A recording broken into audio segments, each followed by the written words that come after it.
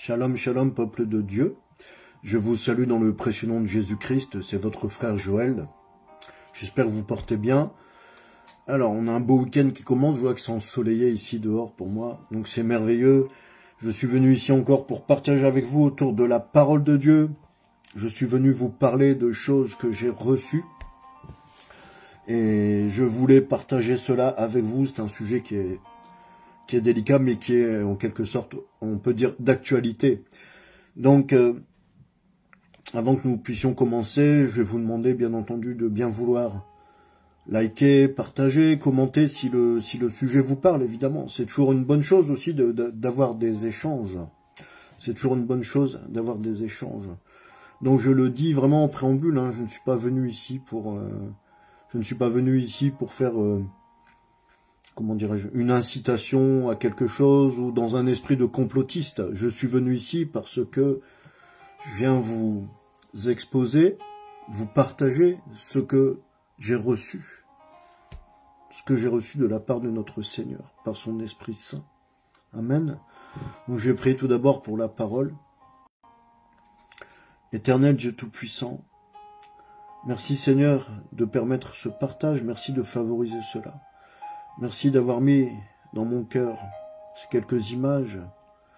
Seigneur, mon Dieu, mon roi, je te prie que ta parole qui est pour nous une lampe à nos pieds, une lumière sur notre sentier puisse nous éclairer. Que ta parole, Seigneur Jésus, puisse impacter les cœurs. Que ta parole, Seigneur Jésus, puisse, ô Dieu, venir ouvrir les yeux et les oreilles spirituelles de tout un chacun. Que chacun soit fortifié, que chacun soit édifié par ta parole, Seigneur Jésus.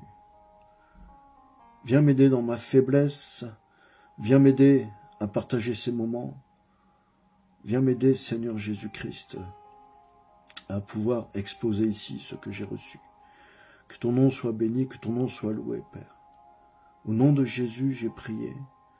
Amen. Que Dieu vous bénisse. Alors, je vais poser une question. Est-ce que nous sommes ici, en France, en Europe occidentale, en train de vivre une crise économique majeure? Tout le monde sait que oui, le pays est en crise depuis des années. Mais je pose simplement je pose la question pour que vous puissiez commencer à activer vos perceptions, parce que je vais bien entendu aborder cela d'une manière à travers la Bible, à travers les Saintes Écritures. Moi, ce que je peux dire simplement, c'est que cette crise économique qui est en train de, je dirais, de prospérer, elle est annoncée dans la Bible depuis longtemps. Amen. Vous voyez? Et si on y prête attention, on voit en fait qu'on s'en va plutôt vers un effondrement économique. C'est à ça que je vais commencer à arriver. Donc, c'est ce que je vais essayer de montrer par la Bible, parce que moi, je suis pas un spécialiste, je ne suis pas un économiste, mais lorsqu'on lit avec attention la Sainte Bible, les Écritures, eh bien, on arrive à recevoir des choses, on arrive à comprendre des choses, à discerner des choses. Vous voyez, l'Esprit nous guide et nous aide parfois à comprendre ce que, par notre intelligence, nous ne pouvons pas comprendre. Alors, je disais que si on y prête attention, on voit bien qu'on s'en va vers un effondrement économique à l'échelle mondiale. Quand je dis si on y prête attention, c'est si on prête attention à ce qui est écrit dans la Sainte Bible. Amen. Et moi, je peux pas te dire quand ni comment ça va se faire. Ce que je peux te dire simplement, mon frère, ma sœur, c'est que ces choses-là sont en cours. Vous voyez? Et je ne pense pas être le seul à... Je ne pense pas être le seul à voir avec mes yeux spirituels. Je ne pense pas être le seul à voir ce que mes yeux physiques ne peuvent pas voir. Vous voyez? Le Seigneur Jésus nous a demandé d'observer les signes. Et il y en a plusieurs qui sont manifestes, qui sont évidents. C'est rien de le dire. Lorsqu'on ouvre un peu, lorsqu'on regarde autour de soi, on se rend compte qu'il se passe vraiment beaucoup de choses. Vous voyez? Dans Matthieu, chapitre 24, l'évangile de Matthieu, chapitre 24, les versets 6 à 8, il est écrit: « Vous entendrez parler de guerre et de bruit de guerre. Gardez-vous d'être troublés, car il faut que ces choses arrivent. Mais ce ne sera pas encore la fin. Une nation s'élèvera contre une nation et un royaume contre un royaume, et il y aura en divers lieux des famines et des tremblements de terre. Tout cela ne sera que le commencement des douleurs. » Amen. Vous voyez, c'est là où on est. On est en quelque sorte au commencement des douleurs. Parce que de manière schématique, comment est décrit la fin des temps? Quels sont les signes? Eh bien, ce sont des séismes, des guerres, des inondations, des tsunamis, des tremblements de terre, mais aussi des famines, des épidémies, beaucoup de choses. Donc c'est tout cela qu'on peut voir depuis quelques années, qui se manifeste autour de nous, et on constate que certaines choses augmentent à la fois en intensité, mais aussi en cadence. Donc pour paraphraser la Bible, je dirais que nous sommes au commencement, c'est le début des douleurs. Autrement dit, je le crois, nous sommes aux prémices des temps de la fin. Donc vous voyez ici, mes bien-aimés, je ne suis pas venu aujourd'hui pour faire du catastrophisme, hein. Je ne suis pas venu pour dans une démarche complotiste, non, non, pas du tout. Moi, je suis vraiment un chrétien. Je lis ma Bible, je m'appuie sur la parole, je marche par la foi, je ne marche pas par la vue. Alors je marche par la foi et non par la vue, et il est écrit que la foi vient de ce qu'on entend, et ce qu'on entend vient de la parole de Dieu. Mais, j'aime à dire souvent ceci, la parole de Dieu n'est pas contenue uniquement dans la Bible. Amen, la parole de Dieu, c'est aussi la parole de Dieu que l'on reçoit, c'est la manne fraîche que l'Esprit peut nous communiquer, vous voyez, parce que c'est l'un des rôles du Saint-Esprit. Le Saint-Esprit, la Bible nous le dit, vous annoncera les choses à venir. Amen. Bien aimé, le voile du temple a été déchiré. Nous avons accès à beaucoup d'autres choses par le Saint-Esprit. Donc, si tu ne crois pas en ces choses, eh bien, je t'invite simplement à relire la Bible, tout simplement, parce que nous sommes effectivement au temps de la fin. Je peux dire aussi que la nature de l'Église de Jésus-Christ, la nature de cette Église est prophétique. Qu'on le veuille ou non, c'est écrit en de multiples endroits dans la Bible. Jésus-Christ a déversé en abondance de son esprit sur l'Église, sur l'épouse qu'il est venu racheter. Amen. Donc voilà pourquoi je parle ici. Et vous voyez, l'enlèvement approche. On a la fin de la dispensation de la grâce, de la 6e dispensation. Ensuite viendra la dispensation du millénium. Et pile poil entre deux, il y a l'enlèvement de l'Église. Amen. Donc c'est pas le sujet du jour, hein. Mais ce que je veux dire ici, c'est que pour celles et ceux qui ne seront pas enlevés, qui ne font pas partie de l'épouse de Christ, parce que ce n'est pas tous les chrétiens qui seront enlevés, pour celles et ceux qui seront enlevés, il y aura des choses terribles, il y aura la grande tribulation de 7 ans, entre autres choses, et ça va être vraiment catastrophique. Les 2 tiers de l'humanité, lorsqu'on lit le livre de l'Apocalypse, on voit bien que les 2 tiers de l'humanité, au final, auront péri. Et même si certains, encore aujourd'hui, continuent à s'appuyer, ne voient pas clair, continuent à s'appuyer sur leur position, sur leur richesse, ils ne seront absolument pas épargnés.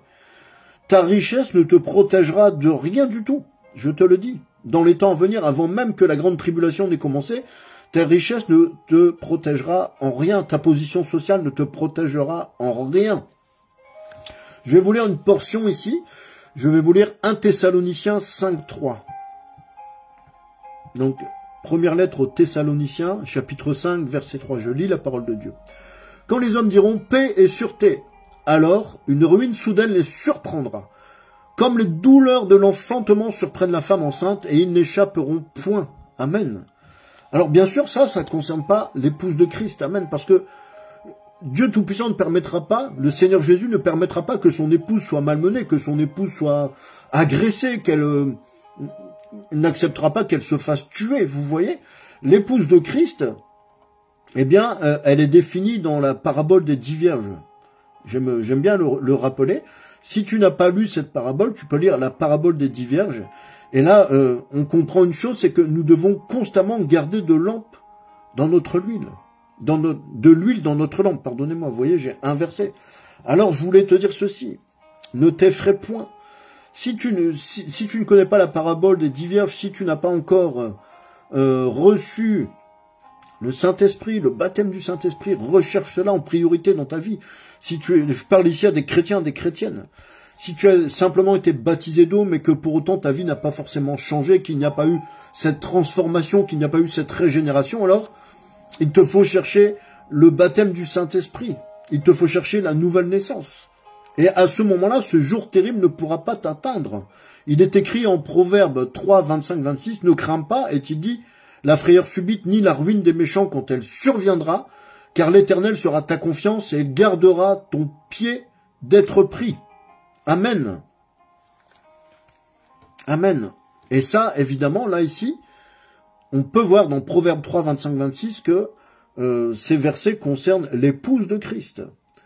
Nous, en quelque sorte, on sera comme Noé était dans son arche, on sera en quelque sorte abrités, mais tous les autres, les incrédules, ceux qui ont souillé leurs vêtements blancs, ceux qui se sont enivrés du vin de la débauche, ceux qui se sont laissés aller aux voluptés que peut procurer l'argent, les infidèles, les riches, tous les méchants, tous les orgueilleux, ceux-là vont subir la grande tribulation de 7 ans. Ce n'est pas moi qui le dis, c'est écrit. Au moment où il leur semblera être en sécurité, c'est là qu'ils seront détruits. Parce qu'il y aura un peu comme une accalmie, vous voyez, comme une parenthèse trompeuse de calme et de tranquillité. C'est vraiment pour endormir les gens que ça va arriver. Et à ce moment-là, ils seront surpris, même dans leur sommeil, ils seront détruits. L'apôtre Jean a écrit dans l'Apocalypse, au chapitre 6, les versets 5 et 6. Je vais commencer à arriver vraiment dans le sujet du jour, parce que le sujet du jour, c'est nous allons devoir sortir d'Égypte. Vous voyez, c'est une image puissante.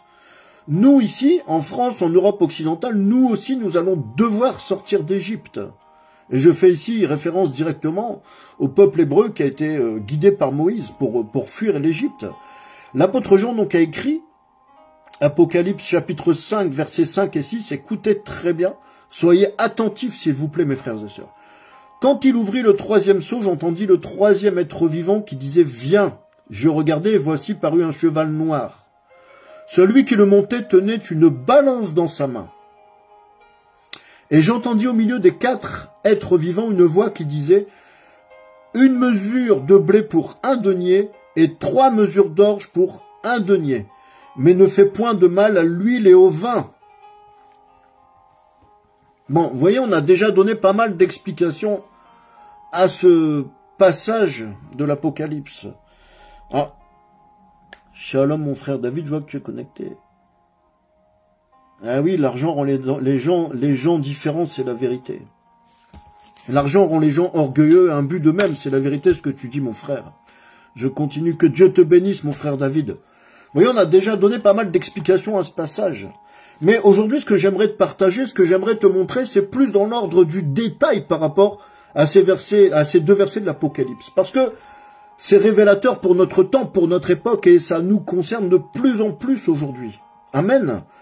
Ce qui est appelé dans ces versets d'Apocalypse que je viens vous lire, une mesure, c'était à l'époque de l'apôtre Jean, qui n'est-ce pas écrit l'Apocalypse sur l'île de Patmos, c'était tout simplement, la mesure, c'était la quantité nécessaire pour la nourriture d'un homme au quotidien. D'accord? Et ça, c'est la mesure. Et le denier, c'était tout simplement le salaire d'une journée de travail. Donc, comme l'Apocalypse est éminemment prophétique, ça signifie que dans un futur assez proche, l'homme recevra comme salaire pour son travail le minimum indispensable pour lui-même. C'est ça que nous indique l'Apocalypse. C'est-à-dire, par exemple, encore moins que le SMIC horaire que l'on connaît actuellement, qui a été institutionnalisé. Et ça, ce sont des mesures qui vont finir par régresser. Vous voyez? Est-ce qu'on ne voit pas déjà ce genre de choses qui commencent à pointer le bout de leur nez?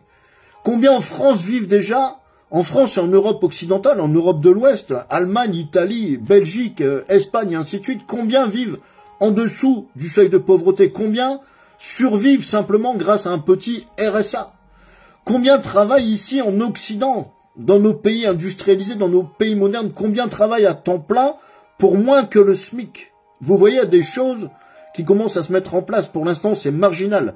Pour l'instant, c'est encore hors la loi. Mais c'est pas officiel, mais ça va bientôt le devenir, parce que c'est voulu par le système. C'est ce que le système veut. On voit ça, par exemple, dans certains corps de métiers, comme le bâtiment, comme la restauration. Et ça rapporte beaucoup dans certaines sphères sociales, ça rapporte beaucoup d'argent. Et ça permet d'augmenter encore davantage la pression. Ça permet de favoriser l'émergence de mesures, de lois donc, qui sont de plus en plus iniques. Et je pense que beaucoup seront d'accord avec moi. Dites-moi un petit peu, s'il vous plaît. Les pauvres, je parle des pauvres en Europe, d'accord? En Europe de l'Ouest, les pauvres actuellement, à quel type de nourriture ont-ils accès la plupart du temps? La plupart du temps. ces pauvres-là dont le nombre ne cesse de croître? Eh bien, je vais vous le dire, ils ont accès à ce qu'on appelle la malbouffe. Ils ont accès à de la nourriture industrielle qui est pauvre en vitamines, qui est pauvre en nutriments essentiels. Un denier pour le blé, pour une mesure de blé, un denier pour 3 mesures d'orge. Pauvre en nutriments, pauvre en vitamines. C'est cette nourriture qui empoisonne les populations. C'est cette nourriture qui donne des cancers. Ce n'est pas moi qui le dis, c'est l'ensemble du corps médical. Mais est-ce que les pauvres ont le choix? Et autre question, à qui est-ce que tout cela profite? Vous voyez, quand j'étais enfant, je pense que mon frère David qui m'écoute peut aussi dire la même chose puisqu'on a le même âge. Quand j'étais enfant, on ne voyait pas tous ces cancers. Vous voyez, les anciens étaient encore gaillards, les anciens étaient encore solides, mais aujourd'hui, ça tombe comme des mouches. Qui peut aujourd'hui acheter de la nourriture de qualité? C'est scandaleux. Qui peut aujourd'hui manger bio? Simplement une certaine classe de population. D'accord? Voilà Apocalypse, chapitre 6, verset 6. Une mesure de blé pour un denier et 3 mesures d'orge pour un denier. Est-ce que ce n'est pas quelque chose qu'on est en train de commencer à vivre depuis quelques années? C'est le début, c'est le commencement. Et ici, dans ce verset d'Apocalypse, le blé symbolise le bon, la qualité, ce qui est coûteux. Vous voyez, on peut dire le bio dont on parle actuellement, ce mot qui est à la mode et qui finalement ne veut pas dire grand-chose. Pourquoi? Parce qu'à l'époque, avec le blé, on faisait le pain, mais on faisait aussi la farine, on faisait aussi des gâteaux. On peut dire que le blé, c'était la vie à l'époque. Et l'orge, donc, un denier pour une mesure de blé et un denier pour 3 mesures d'orge. Pourquoi? Parce que l'orge, à l'époque de l'apôtre Jean, quand il a écrit l'Apocalypse, eh bien, l'orge, c'était ce qu'on donnait à manger aux bestiaux, au bétail. D'accord? Et donc, ici, dans ce verset, par rapport à cette période, à ces prémices des temps de la fin qu'on est en train de vivre, eh bien, tout simplement, ça induit pour nous la notion de populace misérable et méprisable. C'est ça qui est la vérité, mes frères et sœurs. C'est ce qui est la vérité. Une mesure de blé pour un denier, 3 mesures d'orge pour un denier. Vous voyez, ça induit cette notion de populace qu'on foule aux pieds, qu'on méprise, et ainsi de suite, comme la malbouffe, comme la nourriture industrielle qui affaiblit les populations physiquement, mentalement, spirituellement. Et ça, c'est très pratique pour pouvoir contrôler des populations. Des populations qui sont en apparence bien nourries parce que le ventre est rempli, mais en réalité, c'est vide, il n'y a rien dedans. Eh bien, les gens tombent malades, les gens sont affaiblis intellectuellement, ils sont affaiblis physiquement. Et c'est très pratique pour contrôler les populations. D'accord? Le problème aussi, c'est que une grande partie de cette population, du moment qu'ils ont leur Netflix, qu'ils regardent leur match de foot à la télé, tout va bien pour eux. Oui, ils vont surfer sur Facebook, et on ne va pas surveiller les devoirs des enfants, on va passer son temps sur les réseaux sociaux, on ne veut pas se préoccuper de son mari ou de sa femme, parce qu'on est en train de regarder TikTok ou qu'on est en train de regarder Instagram, mais tout va bien, vous voyez? Je vais dire une chose pour les plus jeunes, sortez de la matrice. Ceux qui ont moins de 35-40 ans, sortez de la matrice. Arrêtez de vous laisser matrixer par le système. C'est ça aussi dont nous parle la Bible. Le Seigneur Jésus est venu nous délivrer de toutes sortes de choses. Pas simplement des religions, mais il est venu nous rendre libres. Il est venu nous affranchir par la vérité. Ayez les yeux ouverts, mes bien-aimés. Ouvrez vos yeux, vos oreilles spirituelles. Regardez avec l'intelligence du cœur. Regardez avec l'intelligence du Saint-Esprit qu'on reçoit quand on est baptisé. Oui, à l'époque de Jean, l'apôtre Jean, déjà le blé c'était un aliment qui avait une valeur. On faisait le pain avec ça, vous voyez? Et l'orge, on le voit dans les versets, l'orge coûte 3 fois moins cher que le blé. Et je pense que là on peut comprendre ce que ça signifie. C'est assez clair finalement. Quand on commence à décortiquer un petit peu la parole de Dieu, la Bible, les choses sont mises en perspective. Vous voyez? On doit aligner la vision prophétique qu'avait eu l'apôtre Jean avec ce que nous vivons actuellement. Et le parallèle se fait automatiquement. Il n'y a rien de très compliqué. Quant à l'huile et au vin, à la fin du verset, eh bien, on va dire que, d'une manière simpliste, l'huile et le vin, à cette époque, symbolisaient le luxe, ce qui était vraiment très coûteux. Donc, qu'est-ce que ça signifie? Parce qu'il est dit, mais ne touchez pas au vin et à l'huile. Ça veut dire, c'est ce qu'on commence à vivre. Il faut que les pauvres s'appauvrissent de plus en plus et que les riches continuent à prospérer encore davantage. Mais sachez bien ceci, leur ruine n'en sera que plus dure. Leur ruine n'en sera que plus dure. Est-ce que ça parle à quelqu'un? Est-ce que ça vous dit quelque chose? Est-ce que ça vous dit quelque chose? C'est très parlant. C'est très parlant. C'est un système qui est mis en place et nous le voyons chaque jour. Et comme je le disais tout à l'heure, je suis pas venu ici faire du catastrophisme. Je ne suis pas venu ici en étant déprimé. Je suis venu ici parce que je suis un croyant, je suis un disciple du Seigneur Jésus-Christ et je suis debout et je combats parce que le véritable combat, il est spirituel. Et je parle aussi pour que d'autres puissent ouvrir leur esprit, pour que d'autres puissent se lever. La plupart du temps, la plupart des grandes guerres, si on observe toute l'histoire, la plus grande des grandes guerres ont été gagnées de manière spirituelle. Ça a toujours été avant toute chose un combat d'idées. Et je suis venu aussi ici pour que les gens se réveillent. Parce que c'est un système qui s'accélère, qui est mis en place et qui s'accélère. Pourquoi? Parce que les gens sont passifs. Les gens sont spectateurs d'eux-mêmes, de leur déchéance, de leur vie. Vous voyez? Et plus les années passent, plus on remarque certaines choses. On remarque que, par exemple, la classe sociale dont je parlais, les pauvres, vous voyez, j'essaie toujours de schématiser, d'avoir un langage très accessible, c'est important. La classe sociale, les pauvres, eh bien, on se rend compte que non seulement ils ont de moins en moins accès à une nourriture de qualité, mais bientôt, je peux vous dire ceci, ils auront de moins en moins accès à des soins de qualité, à une éducation de qualité. Je parle ici de l'école. Parce que le système éducatif est en train de devenir un système éducatif à deux vitesses. D'un côté, on va former des consommateurs monotâches, ce n'est pas une insulte que je suis en train de dire, eux disent des gens qui sont spécialisés, moi je dis que ce sont des appauvris culturellement, ils sont culturellement appauvris en fait. Donc ils sont en train de former avant toute chose des consommateurs. C'est ce que sont en train de former 99% de nos écoles en France. Mais il y a toujours au-dessus une école pour les élites. Il y a toujours les écoles pour les élites parce que c'est eux qui doivent dominer. Vous voyez? Et la Bible nous le dit, mon peuple périt faute de connaissance. Il faut vraiment, faut ouvrir les yeux. Et en tant que chrétien, je dirais ceci. Ce système dans lequel on est a vraiment intérêt à se débarrasser de Jésus-Christ. A vraiment intérêt à se débarrasser de la Bible. Et à ce propos, je fais une parenthèse dans la parenthèse. Pour mes frères et sœurs en Christ, faites attention aux applications électroniques de la Bible parce que j'ai commencé à remarquer que de ci, de là, certains versets commencent à être clairement trafiqués. On commence à changer les textes.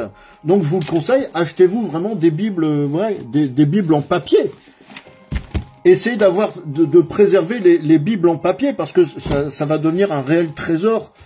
Et vous savez, quand on transforme l'écriture, on la vide de sa substance.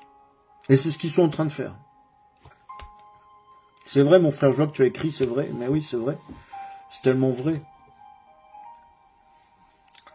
David, tu me dis, je n'ai jamais été aussi en paix qu'en ce moment-là. Ben oui, le Seigneur Jésus nous donne la paix. On doit rechercher sa présence chaque jour. La communion, c'est pas seulement le dimanche à l'église. La communion, elle doit être quotidienne. Amen. Donc, vous voyez, c'est ça. Le système a intérêt à se débarrasser de la Bible. Est-ce que quelqu'un voit ce que je suis en train de dire là? Que le système a intérêt à se débarrasser du Seigneur Jésus et de la Bible. Autrement dit, des chrétiens. Et vous remarquerez qu'il y a l'index mondial des persécutions chrétiennes, que j'ai regardé ça il y a quelque temps. Eh bien, d'année en année, les chrétiens sont de plus en plus persécutés dans le monde. Certains pourraient penser que, mais non, en réalité, la religion, je n'aime pas ce terme, parce que je ne me considère pas comme un religieux, mais la religion la plus persécutée dans le monde, c'est la religion chrétienne. Vous voyez? Qui tire les ficelles de tout ça? Qui est aux manettes derrière tout ça? Qui est aux commandes derrière tout ça? Moi, je dis juste une chose ici. Je reste toujours dans mon sujet, j'essaye de pas trop déborder. L'apôtre Jean nous a bien prévenus, parce que si on observe un petit peu ce qui se passe autour de nous, si on observe ce qui se passe, on se rend compte que la donnée économique, moi je suis pas un économiste, mais je le vois, la donnée économique, c'est l'un des enjeux majeurs pour les années à venir. La donnée économique, c'est l'enjeu, tout est tenu par l'argent. C'est le principal enjeu de ce siècle. On va nous parler d'écologie, on va nous parler de ceci ou de cela, mais en réalité, il n'y a qu'une chose qui compte, c'est l'argent. Est-ce que la donnée humanitaire, je te pose cette question, mon frère, ma sœur, est-ce que la donnée humanitaire passe avant la donnée économique? Bien sûr que non. Bien sûr que non. des milliers de gens continuent de mourir de faim partout dans le monde. Vous voyez? Si on ouvre un peu les yeux, on voit une chose, on voit qu'un nouvel esclavage moderne est en train de se mettre en place bien tranquillement. Bien tranquillement. On assiste progressivement, je dirais, à la mise en place de 2 catégories sociales. Je suis toujours centré actuellement pour l'instant sur l'Europe de l'Ouest, la France. 2 catégories sociales, c'est pas encore pour tout de suite, mais c'est en train de se mettre en place. Et vous allez voir que dans 7-8 ans, ça va vraiment crever les yeux. On va avoir d'un côté les très riches, ceux qui seront nantis, ceux qui seront très aisés, et de l'autre côté, les très pauvres qui seront en quelque sorte comme leurs esclaves, et qui seront prêts à tout, c'est malheureux, pour gagner leur petit denier quotidien.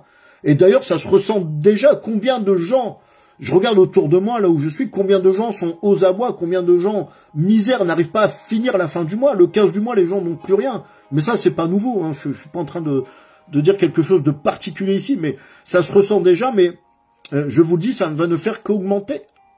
Bon, si je reviens maintenant sur Apocalypse 6, on peut se demander ceci. Si un travailleur a un denier par jour, ou donc, nous concernant, va avoir un denier par jour, s'il est marié, comment est-ce que dans ces conditions-là, pourra-t-il subvenir aux besoins de son épouse et de ses enfants? Et qu'est-ce qui va se passer les jours sans travail, les jours chômés? Qu'est-ce qui va se passer? Le salaire en question, le denier par jour, c'est en dessous du minimal qui existe actuellement. C'est bien là où nos élites essayent de nous entraîner. Il suffit d'ouvrir sa télé à 2-3 reprises, hein, d'écouter des émissions politiques, et on voit clairement que c'est là où les élites veulent nous entraîner. C'est un système qu'ils sont en train de mettre en place. La Bible nous éclaire de ces choses. Seigneur Jésus-Christ, ta parole est une lampe à nos pieds. Vous voyez, concernant l'affaire de la nourriture, on n'est pas encore à une famine totale et absolue, mais on constate de ci et de là diverses pénuries. Certaines choses commencent à manquer. Et ce constat, je pense qu'on l'a tous fait au cours des quelques dernières années. Mais ça va continuer, ça va commencer à créer un peu partout de la sous-alimentation. Alors, venez pas me dire que je suis un complotiste. Je suis pas venu ici pour dans cet état d'esprit de complotisme. Moi, je suis un chrétien, je suis venu montrer, dire ce que je vois à travers la parole de Dieu et à travers ce que je peux voir autour de moi, parce que ça s'aligne. On peut aligner notre œil naturel sur notre œil spirituel.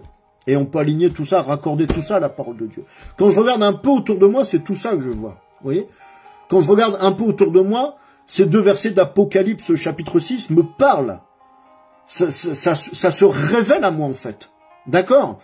Donc, il n'y a pas si longtemps qu'on disait ce genre de choses, quand il y a encore 15-20 ans, on parlait des famines dans l'avenir, beaucoup riaient. Les athées, les incroyants, les scientifiques se moquaient, ils diraient des famines, mais n'importe quoi, avec le progrès, la science, avec la technologie dans l'agroalimentaire. Les famines deviendront de plus en plus rares, on va vivre dans l'opulence, on va pouvoir nourrir le monde entier. Ça, c'est ce qu'ils disaient il y a 15-20 ans, mais voilà. D'un seul coup, qu'est-ce qui se passe? Il y a quelques années en arrière, il n'y a pas si longtemps que ça, boum, voilà. Les gilets jaunes, la déferlante, le raz-de-marée des gilets jaunes sur la France, et là, on se rend compte qu'une grande partie de la France a faim. Ne venez pas me parler de complotisme. Une grande partie de la France a faim, et ça continue, ça ne s'arrête pas. Et aujourd'hui, on voit que les choses vont de pire en pire. Et beaucoup, à l'époque, disaient, ah, votre apôtre Jean, votre apôtre, comment il disait, apocalyptique, là. Il voyait les choses de l'ancien temps. S'il avait été un vrai prophète, il aurait dû savoir qu'il n'y aurait jamais de famine. Et hop, les gilets jaunes, on s'aperçoit que en 2019, en 2020, une grande partie de la France a faim, une grande partie de la France n'arrive pas à se chauffer, une grande partie de la France n'arrive même plus à mettre un peu de carburant pour aller au boulot. Vous voyez?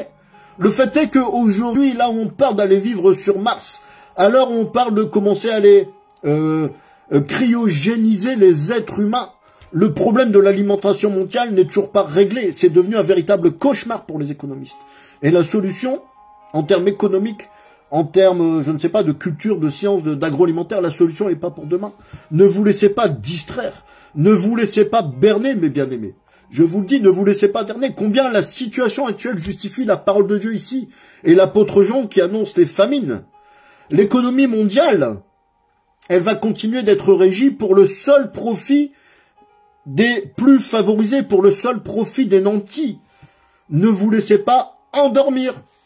Et en vérité, on se rend compte d'une chose, c'est qu'il y a de la faim un peu partout dans le monde, y compris maintenant, et c'est assez récent quand même, on va pas parler de plusieurs décennies, mais c'est assez récent quand même, le problème de la faim commence même à arriver. Regardez dans nos grandes villes ici, nos grandes villes européennes, le nombre de gens qui dorment sur les trottoirs, dans les rues, le nombre de gens qui arrivent en bout de course et qui finissent par échouer entre deux ponts périphériques dans une tente sur un terrain dégoûtant. Ouais, ce sont des choses qu'on voit.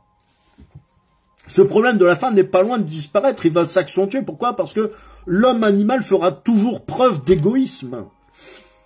Les plus riches n'en auront jamais assez. Vous savez, les 3/4 de la richesse du monde sont détenus par 1% de la population mondiale. Il suffirait que ceux-là partagent peut-être 1/4 de ce qu'ils possèdent pour que le problème de la faim soit résolu. Mais ils ne le feront pas parce que l'homme est un animal. Vous voyez, l'homme qui n'a pas été régénéré par la semence incorruptible de la parole de Dieu, l'homme qui ne marche pas avec le Saint-Esprit, c'est un homme animal. C'est un homme brutal, c'est un homme menteur, c'est un homme égoïste. Et c'est ce que nous montre la Bible. Les gens n'aiment pas la Bible, je vais vous le dire, parce que les gens n'aiment pas la Bible parce que la Bible montre l'être humain tel qu'il est véritablement. Quand tu lis la Bible au début, c'est un miroir qui est en face de toi, ça fait mal. Voilà pourquoi les gens souvent réfutent la parole de Dieu, rejettent le Seigneur Jésus-Christ. Amen. Vous voyez, on ne doit pas avoir peur. Moi, j'ai pas peur, j'ai l'esprit en paix. Je suis comme toi, mon frère David. J'ai l'esprit en paix, je suis bien tranquille. Parce que chaque jour, j'ai la paix et la joie du royaume des cieux qui est dans ma vie, qui descend sur moi chaque jour, qui est là chaque jour. On ne doit pas avoir peur, mais depuis 2 ou 3 décennies, qu'est-ce qu'on voit? Je mets simplement les choses en lumière ici. On voit des sécheresses, pardonnez-moi, des inondations, des fléaux, des tremblements de terre, des tsunamis. Ça fait vraiment des ravages. Mais est-ce que tout cela est bien normal? Est-ce que tout cela est bien normal? Et on voit déjà que ça commence à s'accentuer, on voit que le rythme s'accélère. Et qu'est-ce qui se passe? Ça entraîne aussi, malheureusement, des mouvements de population importants. Et ces mouvements de population, en réalité, il faut bien se dire une chose, c'est que ça profite à un certain petit nombre. Si ça ne profitait à personne, ça ne se passerait pas. Ça profite à un petit nombre, à des gens qui qui s'imaginent être totalement intouchables. Vous voyez? Et ces pénuries, toutes ces mouvements de population, ces populations qui se déplacent, ces famines, ça va entraîner davantage encore un déséquilibre au niveau de l'économie mondiale. Ça va entraîner petit à petit une croissance de l'inflation. C'est ce à quoi on est en train d'assister en fait. Ça va entraîner aussi l'effondrement des monnaies. Pourquoi est-ce que vous pensez qu'ils veulent supprimer l'argent physique? Ils veulent supprimer la monnaie papier. Ils veulent que tout soit virtuel. C'est simplement pour avoir le contrôle total, pour avoir la mainmise sur toutes les liquidités. Ils veulent vraiment supprimer la monnaie. Ils veulent, dans quelques années, c'est en projet, c'est officiel. Je ne suis pas en train d'inventer quoi que ce soit, et beaucoup le savent. Ils veulent supprimer l'argent physique pour que nous n'ayons plus que de l'argent numérique. Est-ce que vous imaginez les conséquences le jour où, je ne sais pas, les dirigeants prennent la décision et disent aux banques, allez, hop, on ferme les vannes, on coupe les robinets. Mais ça va être, là, pour le coup, ça va réellement être apocalyptique. D'accord? Et là, beaucoup se disent, je sais que, c'est pas toi, mon frère David, que je parle, mais je sais, parce que je vais publier cette vidéo après, je sais que certains vont m'écouter, vont dire, ouais, cause toujours, nous ici en France, on est en Italie, en Allemagne, en France, on est tranquille, etc. Détrompez-vous. Vous pouvez vous détromper, je vous dis avec certitude, détrompez-vous, et je vais vous dire pourquoi, parce que dans quelques années, ce seront les Européens eux-mêmes qui seront en train de bouger, qui seront en train de fuir, de migrer, de chercher à gagner chaque jour leur petit denier. Parce que rien n'est fait en réalité pour que les choses s'arrangent. Dans Luc, l'évangile de Saint Luc, au chapitre 21, verset 11, il est écrit « Il y aura de grands tremblements de terre en divers endroits, ainsi que des pestes et des famines. Il y aura des phénomènes terrifiants et de grands signes dans le ciel. » Moi, ça me paraît évident. Je ne sais pas pour vous, mais pour moi, c'est évident. Et je voulais revenir un petit peu quand même sur Apocalypse chapitre 6, verset 6. Je voulais apporter davantage de précision, si vous me le permettez. Juste quelques instants, puis après j'avance. Après je continue, j'avance. Quand on se penche un petit peu sur la vie à l'époque de l'apôtre Jean, on l'a vu, le denier, ça représentait le salaire d'un journalier. C'était le salaire pour une journée de travail. Et ce denier-là, qu'est-ce qu'il permettait d'acheter à cette époque? Eh bien, il permettait d'acheter 8 mesures de farine ou 24 mesures d'orge. Vous voyez, on passait du simple au triple. 8 mesures de farine ou 24 mesures d'orge. Mais quand la pauvreté va arriver à un niveau plus élevé, il faut bien comprendre ce que ça veut dire. Quand la famine universelle va finir par arriver, parce que à un moment donné, la population ne cesse de croître, les ressources ne font que se raréfier, donc il y a une famine, on appelle ça, c'est un terme violent, hein, mais il y a une famine universelle qui va arriver. C'est ce que et c'est à ce moment-là que la prophétie d'Apocalypse 6, dont je vous parle depuis tout à l'heure, sera pleinement déployée. Parce que, n'est-ce pas, une prophétie, on le sait, une prophétie, elle a un début, elle a un développement, et elle a une fin. Et la fin est toujours soit l'aboutissement, soit le paroxysme. Vous voyez? Et donc là, qu'est-ce qui va se passer? Il y aura un rationnement drastique qui va être mis en place. Les autorités vont mettre un rationnement drastique et on accordera à ce moment-là à l'individu que le 8e de la portion normale. Je n'extravague pas. Nos grands-parents se souviennent que lors de la Seconde Guerre mondiale, ils avaient des tickets de pain, des tickets de rationnement. Vous voyez? Et c'est à ce moment-là où ça va tomber comme des mouches. Parce qu'il faut bien que les riches continuent à manger correctement. Vous voyez? En fait, ce que je vois, ce que je perçois avec les yeux de l'esprit, je sais que je suis loin d'être le seul en passant, c'est que tout ce système, tout ça là, c'est un système qui est mis en place volontairement. Mais bien aimé, demandez à Dieu qu'il aligne votre regard naturel à votre regard spirituel. Priez pour cela si ce n'est pas encore le cas. Frères, mes sœurs, quelqu'un qui a Dieu, quelqu'un qui a cette forme de discernement spirituel, en principe, ne peut pas se faire matrixer, ne doit pas se faire manipuler par les pièges de l'ennemi. C'est Satan qui en contrôle derrière. Quelqu'un qui a la Bible, quelqu'un qui marche vraiment par le Saint-Esprit ne peut pas se laisser gagner par le système. Je ne dis pas qu'un jour ou l'autre, on ne va jamais rien subir, ce n'est pas ça, mais au niveau de l'esprit demeure au-dessus, l'esprit demeure fort, l'esprit demeure inflexible. L'esprit ne peut pas se faire gagner par ce système, par ce système babylonien qui est mis en place, tout simplement. Pourquoi? Parce que il est déjà scellé, parce que Dieu a posé son sceau sur son fils ou sur sa fille qui a reçu la chose. Et la bête ne peut plus le marquer, la bête de l'Apocalypse ne peut plus le marquer. Amen. Vous voyez, bon, là je viens un peu de dépeindre le tableau apocalyptique dont nous parle Jean 6, 5 et 6, et depuis plusieurs années, je constate maintenant, je le vois que ce qui est écrit s'accomplit. La parole de Dieu finit toujours par s'accomplir. Vous voyez? Alors, la question c'est, mais qu'est-ce qu'on peut faire?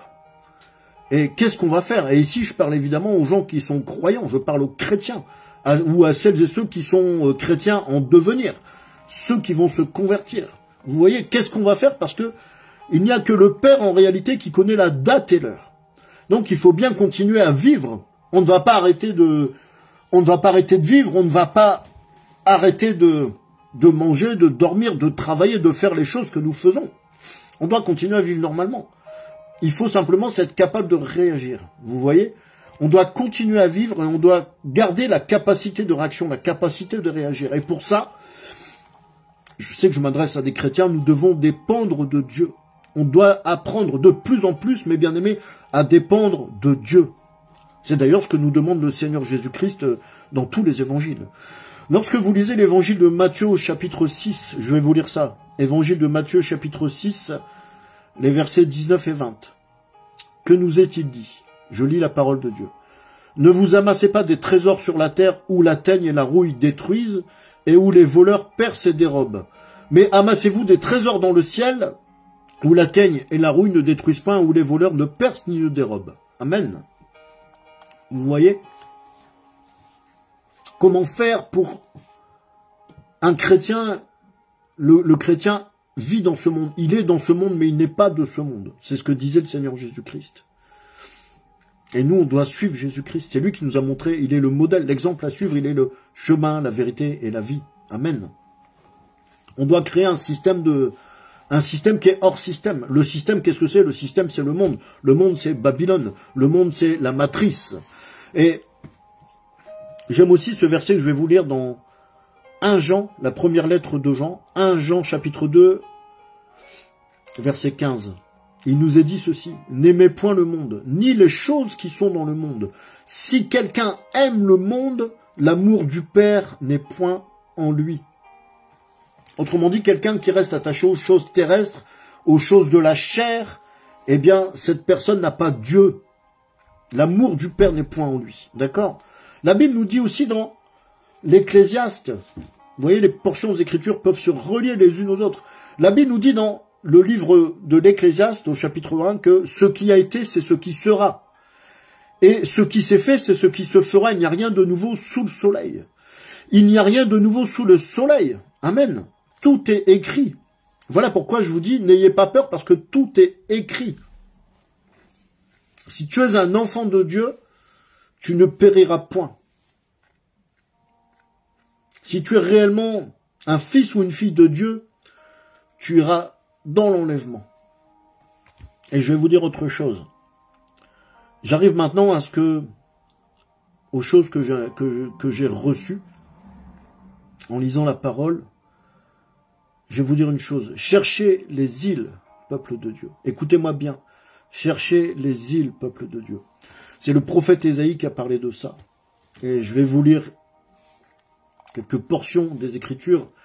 Je commence par Ésaïe, chapitre 24, verset 15. Ésaïe 24, 15. Glorifiez donc l'Éternel dans les lieux où brille la lumière. Le nom de l'Éternel, Dieu d'Israël, dans les îles de la mer. Cherchons ces îles dont nous parle Ésaïe. Cherchons ces îles dont nous parle le prophète Ésaïe. Vous savez, Ésaïe, c'est lui qui avait annoncé la venue du Christ, 700 ou 800 ans avant, et on l'a tué parce que ses contemporains n'ont pas vu la prophétie s'accomplir. On l'a tué pour ça. Pourtant, l'avènement du Christ a bien eu lieu.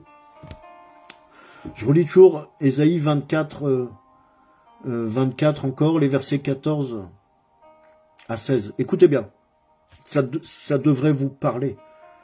En Ésaïe 24, 14 à 16, ça parle de nous, ça parle de notre époque. C'est tout à fait extraordinaire. C'est divin, tout simplement. C'est divin. Amen. Ésaïe chapitre 24, je lis. Ils élèvent leur voix, ils poussent des cris d'allégresse. Des bords de la mer, ils célèbrent la majesté de l'Éternel. Glorifiez donc l'Éternel dans les lieux où brille la lumière, le nom de l'Éternel, Dieu d'Israël, dans les îles de la mer. De l'extrémité de la terre, nous entendons chanter gloire au juste. Mais moi, je dis, je suis perdu, malheur à moi. Les pillards pillent, et les pillards s'acharnent au pillage. Amen. La symbolique de la Bible, c'est merveilleux. Mais moi, je vois ici les îles, en fait, dont nous parle le prophète Ésaïe. Je vois les îles comme un havre de paix, comme un lieu tranquille, un havre de paix qui perdure au milieu du chaos.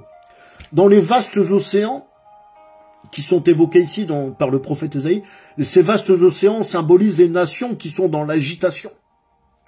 Et bien, dans ces vastes océans, il se trouve qu'il y a des îles, vous voyez, qui sont comme des points d'ancrage, des refuges au milieu de toute l'agitation.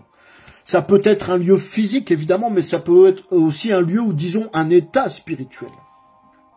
Ça peut être un lieu spirituel, un état spirituel. Est-ce que quelqu'un me comprend ici? Est-ce que quelqu'un comprend de quoi je parle? Est-ce que quelqu'un est avec moi? Restez avec moi. On voit ici en Ésaïe 24 que Ésaïe parle bien de notre époque, puisque Ésaïe était un immense prophète. Et tout le livre d'Ésaïe est profondément, intensément, totalement prophétique. Ce jugement dont parle Ésaïe est celui de la fin des temps. C'est le jugement qui va tomber sur les méchants, sur les perfides, sur le peuple antichrist. Et ce que le Saint-Esprit m'a montré ici en Ésaïe 24, c'est qu'il est crucial pour nous chrétiens de chercher et de trouver les îles. Vous voyez, ces havres de paix, ces lieux qui peuvent être des refuges, des points d'ancrage. C'est très important pour nous. Parce que c'est de cela dont nous allons dépendre, de trouver ces îles. J'ai reçu cela avec une telle intensité que je suis obligé d'en parler aujourd'hui. C'est pour ça que je parle aujourd'hui. Parce que j'ai reçu ça avec une telle force, une telle intensité. C'est comme si le clignotant rouge s'était allumé dans ma tête. On doit sortir d'Égypte, on va devoir sortir de l'Égypte, comme Moïse a fait sortir Israël de l'Égypte à l'époque. Écoutez encore cela, mes bien-aimés. Les îles. Sur les îles, il y a les bords de la mer. Sur les bords de la mer, il y a la plage. Écoutez, cette merveilleuse portion des Écritures, Genèse 22, Genèse chapitre 22. Genèse chapitre 22. Je vais vous lire les versets 15 à 17. Et l'ange de l'Éternel cria des cieux à Abraham une seconde fois et dit, j'ai juré par moi-même, dit l'Éternel, parce que tu as fait cette chose-là et que tu n'as pas refusé ton fils, ton unique, certainement je te bénirai et je multiplierai abondamment ta semence, comme les étoiles des cieux et comme le sable qui est sur le bord de la mer. Et ta semence possédera la porte de ses ennemis. Amen.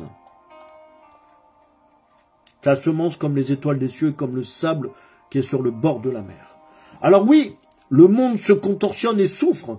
Les peuples vivent dans l'angoisse. Les peuples vivent constamment dans la peur. Vous voyez? Mais c'est voulu. C'est un chaos qui est organisé parce que le monde est en train de muter. Le monde est en train de devenir autre chose. Pourquoi? Beaucoup se posent cette question. Pourquoi? Pourquoi? Parce que il faut que ces choses arrivent. Parce que ce qui est écrit, tout simplement, ça commence, c'est en train de s'accomplir. Et pour autant, nous, chrétiens, on doit garder notre foi intacte. Pour autant, nous, chrétiens, nous devons rester sereins, tranquilles. Amen. N'ayez pas peur. N'ayez pas peur. Il est écrit dans...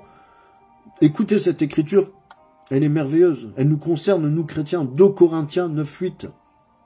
Et Dieu peut vous combler de toutes sortes de grâces, afin que, possédant toujours en toutes choses de quoi satisfaire à tous vos besoins, vous ayez encore en abondance pour toute bonne œuvre. Amen.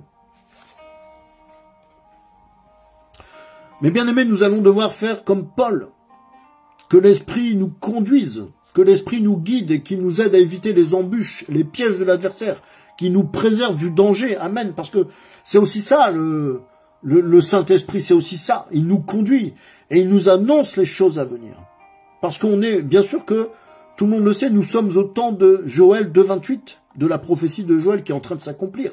Je vais vous lire ça, Joël 2:28-29. Et il arrivera après cela que je répandrai mon esprit sur toute chair. Toute chair.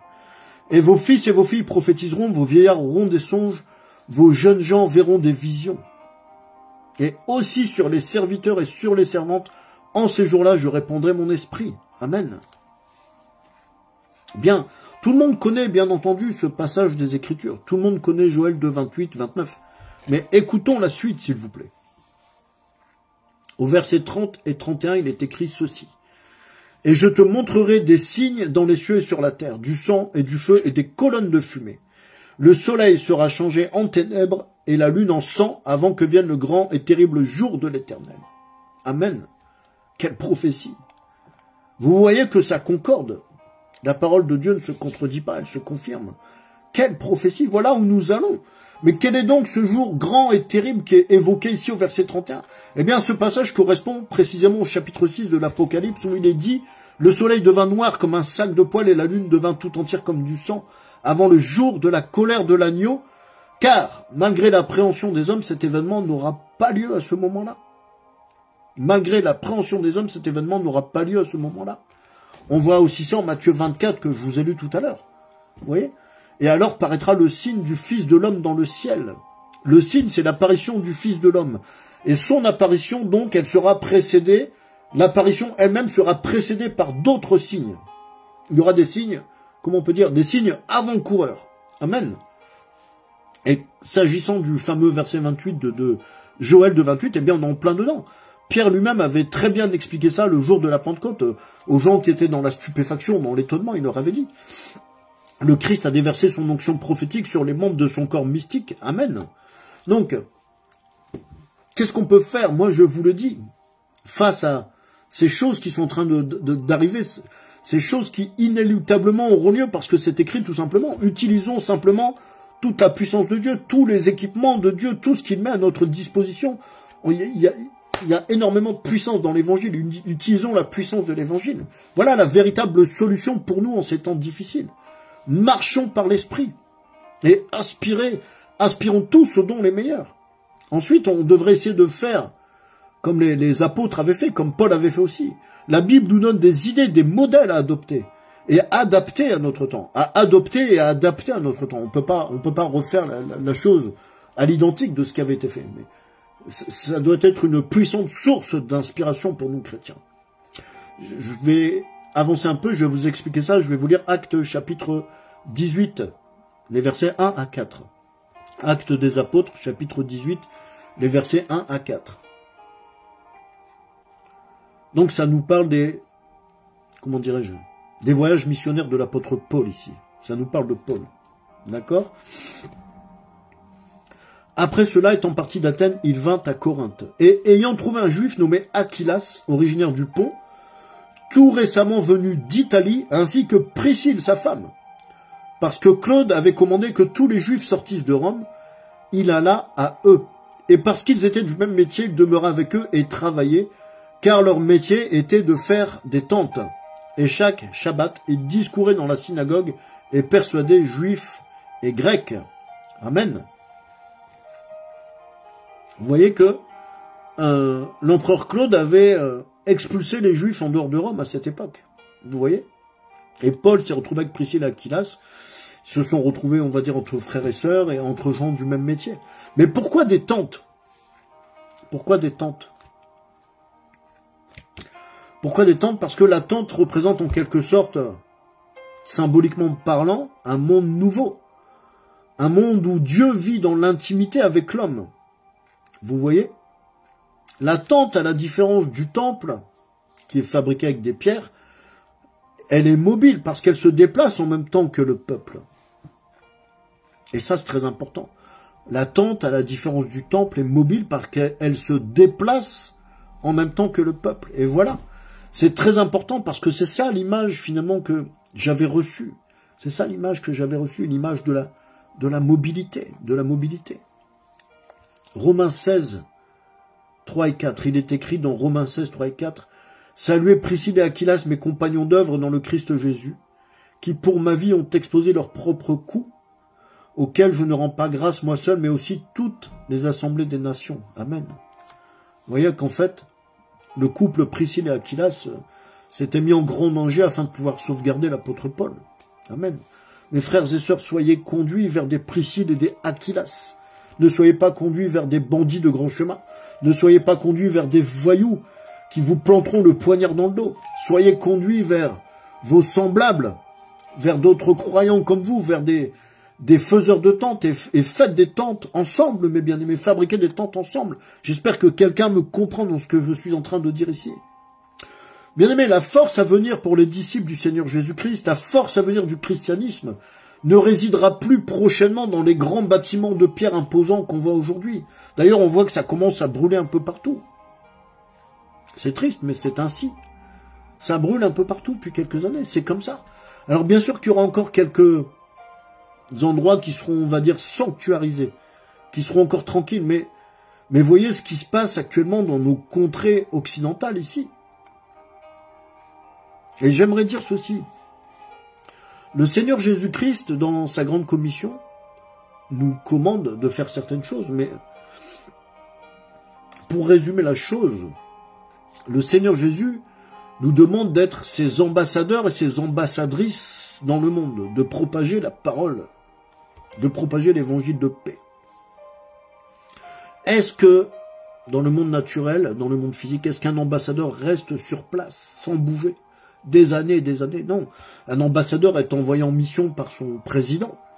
On l'envoie dans tel endroit, dans tel pays, vous voyez? Et je pense qu'il y a certainement beaucoup de chrétiens, certains chrétiens en tout cas, qui commencent à voir cela. Qui commencent à voir la même chose que moi. Et j'aimerais entendre leur voix parce que c'est ainsi aussi que Dieu confirme sa parole. La foi vient de ce qu'on entend et ce qu'on entend vient de la parole de Dieu. Et si toi aussi qui es en train de m'écouter, tu as reçu peut-être des choses semblables, est-ce que tu peux aussi te témoigner, te manifester? Parce que Dieu aime confirmer sa parole, vous voyez? Que cela ne reste pas dans l'esprit de certains les élucubrations d'un type qui est un peu perché, vous voyez, je ne sais pas, d'un fanatique, d'un fou furieux, appelez ça comme vous voulez. Ce n'est pas mon souci. Vous voyez? Il y a des chrétiens qui commencent à voir ces choses, qui commencent à voir que vraiment, on va devoir vraiment sortir du monde tout en étant dans le monde. Un chrétien dans ce monde, mais pas de ce monde. C'est ce que disait le Seigneur Jésus-Christ. Les pilleurs pillent, les voleurs dérobent, les égorgeurs égorgent. Mais que nous dit Dieu pour cette fin des temps? Il nous demande, tout simplement, et avec instance, avec solennité, de choisir notre camp. Dieu nous demande de choisir notre camp. Amen. Écoutez encore ceci. Apocalypse 22, les versets 10 à 12. Apocalypse chapitre 22, les versets 10 à 12. Et il me dit, ne scelle point les paroles de la prophétie de ce livre, car le temps est proche. Que celui qui est injuste soit encore injuste, que celui qui est souillé se souille encore, et que le juste pratique encore la justice, et que celui qui est saint se sanctifie encore. Voici, je reviens bientôt, et ma rétribution est avec moi, pour rendre à chacun selon ce qu'est son œuvre. Amen. Bien-aimé, quand le Seigneur Jésus va revenir pour juger les nations, il y aura des pleurs et des grincements dedans. Ici, c'est ce que je disais, le Seigneur, Dieu Tout-Puissant, nous demande instamment, solennellement, avec force et vigueur de choisir notre camp. Que celui qui se sanctifie encore. Que celui qui est juste pratique encore la justice. Et que celui qui se souille encore. Mais il y aura la rétribution selon nos œuvres, vous voyez. Regardons encore. Nous savons tous que Jésus-Christ, lors de son ministère terrestre, avait des fonds. Parce qu'un ministère ne peut pas vivre sans fonds. Vous voyez, sans argent, tout simplement. Et il avait aussi un trésorier qui était Judas Iscariote. Vous voyez. Mais on sait aussi que beaucoup de gens, beaucoup de personnes autour de Jésus l'aidaient dans son ministère. Il avait des bienfaiteurs et des bienfaitrices qui étaient très discrets. Comme par exemple Joseph d'Arimathée qui est venu, alors que les apôtres avaient fui, Joseph d'Arimathée était venu récupérer le corps du Christ et le mettre dans le sépulcre qu'il s'était acquis pour lui-même. Vous voyez? Et en fait, Joseph d'Arimathée, on peut dire que c'était un peu comme un disciple discret du Seigneur Jésus-Christ. On peut voir aussi dans Luc 8.3 qu'il y avait aussi d'autres personnes nobles ou influentes qui assistaient Jésus de leurs biens et qui donnaient du soutien réel à son œuvre, à l'œuvre du Christ. Vous voyez, dans Luc chapitre 8, verset 3, donc évangile de Luc, Luc 8, 3, il est écrit « Jeanne, femme de Chuza, intendant d'Hérode, Suzanne, et plusieurs autres qui l'assistaient de leurs biens. » Amen. Donc vous voyez que c'était des gens, pour l'époque, de la haute société. Et quelle révélation ils avaient dû avoir du Seigneur Jésus-Christ. Quelle foi ils avaient dû mettre dans l'œuvre du Christ. Parce que, étant la femme de l'intendant d'Hérode, cette fameuse bonne dame là qui se prénomme Jeanne, risquait gros quand même. Si on s'était aperçu en haut lieu, donc on sait qu'Hérode était un roi pervers et cruel, si on s'était aperçu qu'elle aidait celui qu'ils appelaient à l'époque ce prédicateur errant, cet agitateur de foule, ce rebelle, si on s'était aperçu que Jeanne, femme de Chuza, qui était intendant d'Hérode, soutenait Jésus, l'aidait même financièrement, je pense qu'elle aurait, comme on dit un peu familièrement, elle aurait passé vraiment un sale quart d'heure. Mais ça doit nous édifier. On voit qu'il y a des personnes nobles, des personnes influentes, des personnes qui étaient nantis, qui assistaient Jésus, qui soutenaient Jésus dans son ministère. Et ici, on doit comprendre une chose importante. On doit retenir cela et comprendre une chose importante. Certaines personnes, bien que vivant dans les hautes sphères, avaient les yeux ouverts et un bon cœur. Et naturellement, le Seigneur Jésus-Christ voyait qu'elle voyait aussi. Et pourquoi n'en serait-il pas de même à notre époque? Il y a des gens bien partout dans les différentes strates sociales. On a des gens bien partout. Et nous devons apprendre à discerner ces choses. Pour que le ministère de la parole, pour que l'évangile du Seigneur Jésus-Christ continue d'être proclamé, qu'il se propage encore. Nous devons aussi apprendre, nous devrons apprendre encore plus, ça va devenir encore plus crucial, nous devons apprendre à discerner. Nous devons apprendre à voir à qui ai-je affaire. C'est ça aussi le discernement des esprits. À qui ai-je affaire? Vous voyez? Et on doit considérer encore comment fonctionnait à l'époque l'église primitive. L'église de Pierre, de Paul, de Jean, de André, d'accord, l'église de Thomas, parce que c'est certainement que c'est un bon modèle à suivre, c'est le modèle qui aurait toujours dû être suivi. L'idée, bien sûr, eh bien, ce n'est pas de... Je suis pas en train de prôner un évangile social, parce que ça aussi, ça engendre toujours des dérives. Ce n'est pas de prôner un évangile social. L'idée, c'est de considérer simplement ce que la Bible nous montre. Et comme je le disais avant, parce qu'on voit qu'il y a des modèles à suivre. On peut dire qu'il y a des modèles qu'on peut emprunter et réadapter. Vous voyez, comme des solutions applicables en temps de crise. Parce que ne nous voilons pas la face, on est en temps de crise et ça va aller, comme je l'ai dit, ça va l'ensacrement. Un petit peu comme vous voyez, on est un peu comme à l'époque de Paul. Paul vivait dans une époque troublée où il y avait une oppression, l'oppression de l'Empire romain sur l'ensemble du monde antique, puisque l'Empire romain régnait sur l'ensemble du bassin méditerranéen, qui était à l'époque les limites connues du monde, c'était ça, le bassin méditerranéen, peut-être jusqu'en Mésopotamie, en Perse, voilà. Mais il y avait vraiment cette oppression impériale. Mais est-ce qu'aujourd'hui, on commence pas à ressentir le même type d'oppression? C'est vraiment... c'est prégnant, vous voyez? Parce que on ressent cet étouffement, on ressent cette oppression. En tout cas ici, on voit tous ces grands mouvements sociaux qui se passent, toutes ces révoltes, toutes ces manifestations, voilà, tous ces débordements. Les gens sont oppressés. Et qu'est-ce qui nous oppresse? On est oppressé par un serpent monétaire qui est froid, qui est cruel, qui est calculateur et qui est absolument sans aucun état d'âme. Mammon est un des dieux de ce siècle. C'est le dieu mauvais de ce siècle. C'est l'un des dieux mauvais de ce siècle, Mammon. Et Mammon est soutenu actuellement dans son travail par l'esprit de Jézabel. Ils sont en action dans nos sociétés et ils sont missionnés par leur général en chef qui est le diable. Et le moins qu'on puisse dire, c'est qu'ils font correctement le travail. Ils sont zélés dans ce qu'ils sont en train de faire, Mammon et Jézabel. Vous voyez? La Bible nous situe. La Bible nous situe. L'étape suivante, je l'avais dit tout à l'heure, c'est l'enlèvement de l'Église. Donc, le Seigneur Jésus va revenir pour ravir son épouse. Vous voyez, c'est le ravissement de l'épouse de Christ. Mais bien sûr, nous le savons, il n'y a que le Père qui connaît le jour et l'heure, le temps précis où ces choses vont arriver. Et d'ici là, en fait, eh bien, on est en train de vivre, on est en train d'exister dans ce qu'on peut appeler comme moi j'appelle ça comme ça, une pré-tribulation. Vous voyez? Le commencement d'une tribulation. Mais le Seigneur ne permettrait pas que l'on puisse subir la grande tribulation de 7 ans. On est aux prémices des temps de la fin, tout simplement. D'accord? Et avec, entre autres choses, comme je l'ai dit, un appauvrissement qui tend à se propager, à se généraliser. On est à la veille vraiment quand je dis à la veille, c'est pas pour demain, 2024-2025, mais comprenez bien, sachez interpréter ce que je suis en train de dire. On est à la veille d'un effondrement économique total. On est à la veille d'un effondrement économique total avec des populations qui seront sous-alimentées, avec une faim qui va croître, avec des déplacements de population, des gens qui seront en état d'errance absolue partout dans le monde. C'est terrible. Et ce que je suis en train de dire là, il y a des spécialistes qui le disent.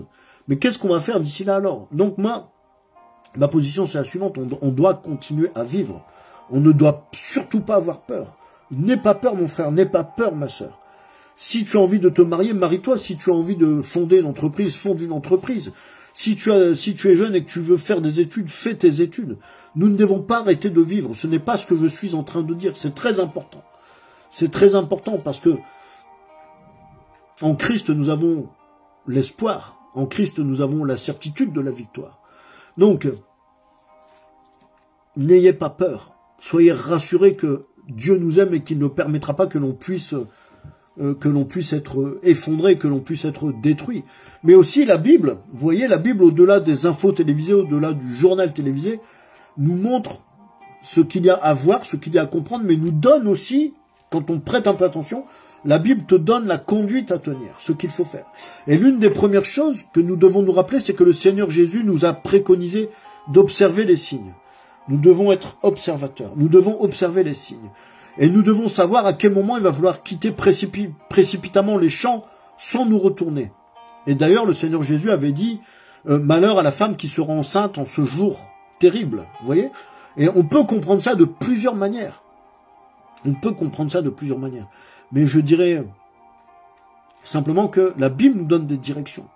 La Bible nous donne des indications, nous donne comme une marche à suivre. On peut voir aussi que, après le départ, après l'ascension du Seigneur Jésus-Christ, eh bien, qu'ont fait les 12 apôtres, qu'a fait l'apôtre Paul par la suite?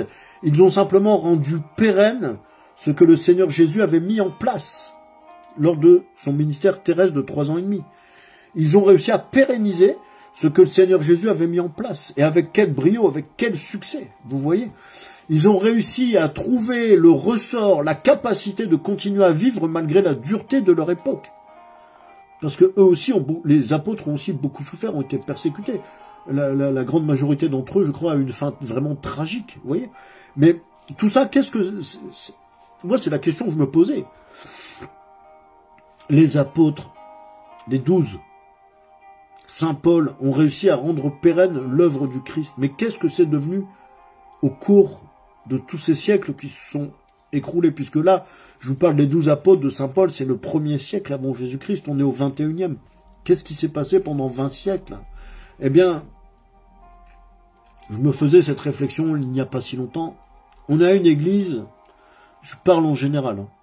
Voilà, je ne cible rien en particulier, je parle en général. On a une église qui était devenue un système politico-religieux, c'est toujours le cas d'ailleurs. Le Vatican, c'est un État dans l'État, le Vatican, c'est un système politico-religieux. Et qu'a fait ce système? Mais il n'a fait que croître, s'embellir, il n'a fait que accumuler des ors, accumuler des trésors, il n'a fait que s'enrichir, tout simplement. Vous voyez? Tandis que les pauvres ont toujours continué à misérer. Non pas qu'une église ne doit pas disposer de fonds. On voit que le Seigneur Jésus-Christ lui-même disposait de fonds. Mais vous allez voir, parce que je vais arriver à ça, que quand je vous ai dit que les apôtres ont réussi à rendre pérenne ce que le Seigneur Jésus avait fait, vous allez voir que ce qu'ils avaient réussi à pérenniser profitait aux pauvres. Vous allez voir ça, je vais vous montrer ça. Et donc, au cours des siècles, on voit ça. On voit que l'Église a progressivement fait partie du système. L'Église est rentrée par le système, non pas que la Bible soit fausse, non pas que l'Évangile soit faux, non pas que Dieu soit mauvais, mais beaucoup de chrétiens, voilà, nous ne sommes que des êtres humains. Même si notre esprit est bien disposé, la chair demeure faible, vous voyez. Et après, bon, je vais pas rentrer trop dans les explications, mais il y a des choses qui ont manqué. Bon, le diable est entré en jeu aussi. Et l'Église, progressivement, a fait partie de ce système. Et aujourd'hui, ce système est de plus en plus oppressif. Frères et sœurs, je vous pose cette question. Pensez-vous réellement qu'ici, en Europe de l'Ouest, France, Italie, Espagne, Belgique, Allemagne, Luxembourg, tout ce que vous voulez, Italie, est-ce que nous sommes vraiment libres? Est-ce que nous sommes vraiment le monde libre? Est-ce que la démocratie, c'est la panacée universelle? Est-ce que la démocratie, c'est la véritable liberté? Moi, je ne le pense pas. Je ne le pense pas. Vous voyez, on est complètement, je dirais, embastillé. On est complètement embastillé, que ce soit, comment dirais-je, en termes de loi, en termes en termes administratifs, en termes de surveillance. Qui peut se targuer ici, en France, en Europe de l'Ouest, d'avoir sa totale liberté de mouvement? C'est faux. Nous n'avons plus la liberté. Pourtant, on est dans l'espace Schengen. Cette liberté, en fait, n'est qu'une illusion. Parce que oui, dans l'espace Schengen, on peut circuler avec une simple pièce d'identité. On peut aller à droite, à gauche, mais ce n'est qu'une illusion. En réalité, on a un carcan de règles. On a un carcan légaliste, administratif. On est contrôlé à tout niveau. Et je serais curieux de savoir, par exemple, vous savez, une petite digression, le bien le plus précieux que possède un être humain, c'est son temps de vie. La moyenne en France, c'est à peu près 72 ans de temps de vie. Comptez combien ça fait de jours. C'est peu de jours, finalement. Et dans ce temps dont nous disposons, quelle est la part, quelle est la portion de temps libre que nous avons? C'est-à-dire les temps où on est off, les temps où on ne travaille pas, les temps où on est en famille, ou etc., etc. eh bien vous remarquerez que dans ce temps libre, les gouvernements, les dirigeants, le système vient ronger, vient gruger une grande partie de ce temps libre dont nous disposons. Ça a des effets pervers, ça a des effets très négatifs, vous voyez.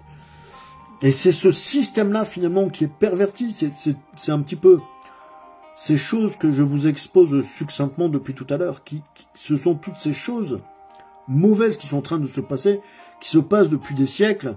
Ce sont ces choses qui appellent tout simplement le jugement de Dieu. J'aime souvent le rappeler, mais je vais encore le dire ici. Dieu fonctionne toujours de la même manière, avertissement et jugement. Et j'ai l'impression que, comme je suis un petit peu axé sur l'Europe de l'Ouest, l'Europe occidentale me fait penser au Titanic, vous voyez. Les concepteurs, les propriétaires du Titanic disaient « ce navire est insubmersible, ce navire ne peut pas couler, etc. etc. » Vous voyez, ils se targuaient de grandes choses, ils étaient dans l'emphase. Eh bien, pour moi, l'Europe occidentale, elle est comme le Titanic. Elle fonce à la vitesse grand V sur l'iceberg et s'apprête à couler. Elle s'apprête à couler. À cause de quoi? Je veux dire une chose, hein, beaucoup de dirigeants européens ont toujours voulu, depuis plus d'une centaine d'années, peut-être plus, 100, 200 ans, ont vraiment voulu s'affranchir de Dieu, être au-dessus de Dieu comme les constructeurs de la tour de Babel, n'est-ce pas? Et Dieu avait semé la dispersion et la confusion au milieu de ces gens, au milieu des bâtisseurs de la tour de Babel. Quand je vois que notre Parlement européen est la reproduction de la tour de Babel, cherchez le tableau de Bruegel, vous verrez. C'est un peintre flamand. Quand je vois que l'une des maximes qui est utilisée au Parlement européen stipule que ce que les bâtisseurs de la tour de Babel n'ont pas réussi à terminer, nous allons le terminer. Le message est clair, n'est-ce pas? Renseignez-vous sur ce que je suis en train de dire, hein. Je n'extravague pas. Je n'extravague pas. Et donc, tous ces braves gens, tous ces braves dirigeants, tous ces gens qui nous gouvernent ont oublié une chose qui est essentielle. C'est que, qu'on le veuille ou non, la loi de Dieu, c'est la loi de Dieu. Et ils ont oublié une loi essentielle de Dieu, c'est la loi des semailles et des moissons. Et je vais te dire ceci, mon frère, ma sœur. Arrête de t'inquiéter, arrête de ronger ton esprit à te dire pourquoi. C'est tout simplement parce que l'Europe occidentale est en train de récolter ce qu'elle a semé au cours des derniers siècles, à tout niveau. On a toujours été à la pointe, on a toujours été en avance. Mais regardez quelle régression. La France, qui était la 3e puissance mondiale, ce petit pays, ce petit hexagone, qui était la 3e puissance mondiale, qui est en train de régresser, qui a perdu son triple A, qui est arrivé, je ne sais plus, 7e ou 8e, qui voit sa pauvreté galoper, croître et grandir, qui voit les fleurons de son industrie lui échapper, qui voit la déliquescence des mœurs. Cette France qui voit la part de son élite rétrécir, cette France qui voit ses bacheliers avoir un niveau scolaire pitoyable. Ils n'ont même plus le niveau qu'on avait à l'époque du brevet des collèges il y a 50 ans en arrière. Quelqu'un qui a le baccalauréat aujourd'hui, je parle vraiment dans la généralité, pour moi, il sait vraiment à mon niveau, hein, d'après ce que je vois, un bachelier aujourd'hui, c'est à peine lire, écrire et compter, il n'a que quelques notions d'histoire-géographie. Les gens ne savent plus rien, ils sont acculturés, ils sont, au sens propre du terme, pas dans le sens injure, mais nos jeunes sont abrutis par le système et c'est volontaire. Et ça, c'est grave parce qu'on est en train de détruire des générations nouvelles. Ces générations neuves sont en train d'être détruites par le système. Et c'est volontaire et c'est grave. Vous voyez? Donc c'est un système qui a appelé lui-même le jugement de Dieu. C'est écrit et voilà. Et je crois que ici, en fait, que Dieu nous appelle à nous réadapter, nous, disciples de Jésus-Christ, à nous réorganiser autrement. Nous devons... La Bible nous dit que nous, chrétiens, nous sommes les pierres vivantes, nous sommes l'Église. D'accord?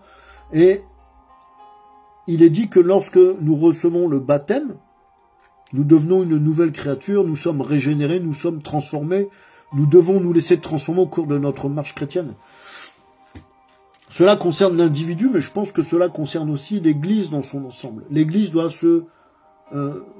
doit se comment dirais-je? On doit vraiment rester avec... on doit rester avec la parole de Dieu vraiment chevillée au corps contre notre cœur. Ce n'est pas... Ne me comprenez pas mal dans ce que je suis en train de dire, mais par son fonctionnement, par sa manière de faire, l'Église doit se réadapter, elle doit se réorganiser autrement. Non pas qu'il ne doit plus y avoir d'Église, hein, c'était pas ça que je suis en train de dire. Mais je suis en train pour paraphraser la Bible ici, je suis en train de parler d'un juste résidu, d'accord? Le reste, c'est Babylone. Le reste, c'est la grande prostitution spirituelle. Amen. Vous voyez où est-ce que je suis situé? L'Église de Christ, parce que c'est de l'Église de Christ dont je parle, doit à nouveau se retransformer, changer de mode de fonctionnement sous peine d'être anéantie, tout simplement. Ce que j'ai reçu du Seigneur, c'est aller loin, sous peine d'être anéanti. Il ne s'agit pas de devenir hors la loi, ce n'est pas... Je suis pas en train de lancer un appel à la rébellion, hein, mais il s'agit simplement de s'adapter pour survivre, nous, chrétiens, l'Église. Parce que on doit s'adapter pour survivre et l'Évangile doit continuer à être proclamé. L'Évangile doit continuer à être diffusé. Parce que c'est ça la grande commission. Écoutez et voyez. Je vais avancer un petit peu. Je vais vous lire Acte 2, 45. Acte des Apôtres, chapitre 2, verset 45. Ils vendaient leurs propriétés, leurs biens, ils en partageaient le produit entre tous selon les besoins de chacun. Amen. Ah, vraiment, ce vieil évangile, je l'aime beaucoup. Vous voyez comme il est bon, ce vieil évangile, celui d'époque, là, comme il est bon. Vous voyez, les choses anciennes, hein, c'est ce qu'il y a de mieux. Hein. Écoutez encore. Acte chapitre 4, Acte des Apôtres, chapitre 4, versets 34 à 35. Car il n'y avait parmi eux aucun indigent. Je relis. Car il n'y avait parmi eux aucun indigent, aucun pauvre. Tous ceux qui possédaient des champs ou des maisons les vendaient, apportaient le prix de ce qu'ils avaient vendu, et le déposaient aux pieds des apôtres. Et l'on faisait des distributions à chacun selon qu'il en avait besoin. Amen. Combien d'églises sont encore sur ce modèle-là aujourd'hui? Qui est riche dans l'église? Qui a l'argent dans les églises? Vous voyez? Voilà pourquoi je dis, je sais de quoi je parle, l'église doit quelque part se... Le mot est excessif, hein, mais je l'emploie à dessein. L'église doit quelque part se réinventer. Et plus tard, on voit que Saint Paul, que l'apôtre Paul, l'apôtre des nations, a aussi décliné cette manière de faire dans toutes les églises qu'il a fondées. Là, on est dans le livre des Actes, mais dans Paul, après, a fondé toutes les églises. Vous voyez, Éphèse, l'église en Galatie, l'église de Rome, l'église de Corinthe, l'église d'Éphèse, l'église etc., de Laodicée, etc., etc. Eh bien, il a quelque part dupliqué le même système qu'on voit ici en Acte 4. Vous voyez? Et tout un chacun sait qu'il avait créé non seulement des églises, mais aussi un réseau. C'est ça qui est intéressant. Un réseau d'églises, un réseau de force et de puissance. Un véritable soutien. Vous voyez? Quelle inspiration il avait eu. Paul était, comme il le disait lui-même, un sage architecte. C'était un puissant apôtre de Christ. Alors aujourd'hui, énormément d'églises sont individuelles. Parce que l'être humain est devenu de plus en plus individualiste. Énormément d'églises n'ont qu'un seul leader qui règne comme un petit roi. Amen. C'est quelque chose qui est quelque part terrible, parce que ce qui manque, c'est ce qu'on a vu ici au-dessus dans Acte 4. C'est ça qui manque à l'église aujourd'hui. Vous voyez? Je repose la question. Dans nos églises modernes, là, vraiment un peu partout dans le monde, dans nos églises modernes, mais qui est riche? L'église est riche, mais la plupart des fidèles, vraiment, si on faisait un calcul sur l'ensemble de la planète Terre, la plupart des fidèles sont pauvres. Vous voyez? Vous voyez, le but de Paul, c'était aussi finalement d'avoir non seulement un soutien spirituel par son réseau d'église, mais aussi un soutien matériel. Il avait eu la vision. Il avait parfaitement compris, parfaitement intégré dans quel état était le monde dans lequel il évoluait, le monde où il vivait. Il avait aussi une vision très pragmatique des choses, parce qu'il savait que, voilà, comment dirais-je, il appliquait cette parole, que si quelqu'un, un chrétien vient te voir et qui qu'il a faim et que tu ne lui donnes que quelques belles paroles de Dieu, mais que tu ne lui donnes pas un morceau de pain, eh bien, il va toujours te manquer quelque chose. Tu n'es pas charitable. Vous voyez, il avait compris ces choses et son œil était l'œil d'un sage architecte. Il savait ce qu'il avait fait parce que il savait comment il devait procéder. Il était vraiment puissamment guidé. Et je prie vraiment pour qu'on puisse revenir à des choses semblables. C'est très important. C'est très important. Qui est riche aujourd'hui dans l'église? Qui est riche? Tu as parfois ton frère ou ta sœur qui vient s'asseoir sur les bancs de l'église à côté de toi. Tu ne le sais pas, mais nous sommes le dimanche. Tout le monde est à l'église le dimanche, mais tu ne le sais pas. Peut-être que le jeudi, le vendredi, samedi, il n'avait pas à manger dans sa maison. Où il lui restait pas grand-chose. Tu ne sais pas que il a dépensé ses dernières économies pour faire le transport. Vous voyez, alors ces églises qui sont remplies de dorures, d'équipements sophistiqués, c'est bien, non, mais ce sont des bonnes choses, mais ces choses-là ne perdureront pas, je vous le dis. Vous pouvez hausser les épaules. Ces choses-là ne vont pas tarder à prendre fin. L'opposition de Satan ne peut pas entraver l'œuvre de Dieu, mes bien-aimés. Considérons aussi ce qu'ont fait les apôtres dans le livre des Actes et aussi après. On comprend vite que, eh bien, ils ont dû faire face à des sérieux problèmes. Et c'est là où on est, et c'est là où on s'en va actuellement. Ici, en tout cas, en Europe de l'Ouest. Je reste centré sur la région où on est, l'Europe de l'Ouest. D'accord? Ils ont dû faire face à des sérieux problèmes, et c'est là où on s'en va. On peut aussi comprendre facilement l'irritation du monde politico-religieux de l'époque en entendant Pierre et Jean annoncer l'évangile. Ça venait vraiment bousculer, ça venait percuter le système qui avait été mis en place par l'oppresseur, le système qui avait été mis en place par les religieux fanatiques, par les pharisiens, par les sadducéens. Frères, ça doit nous instruire.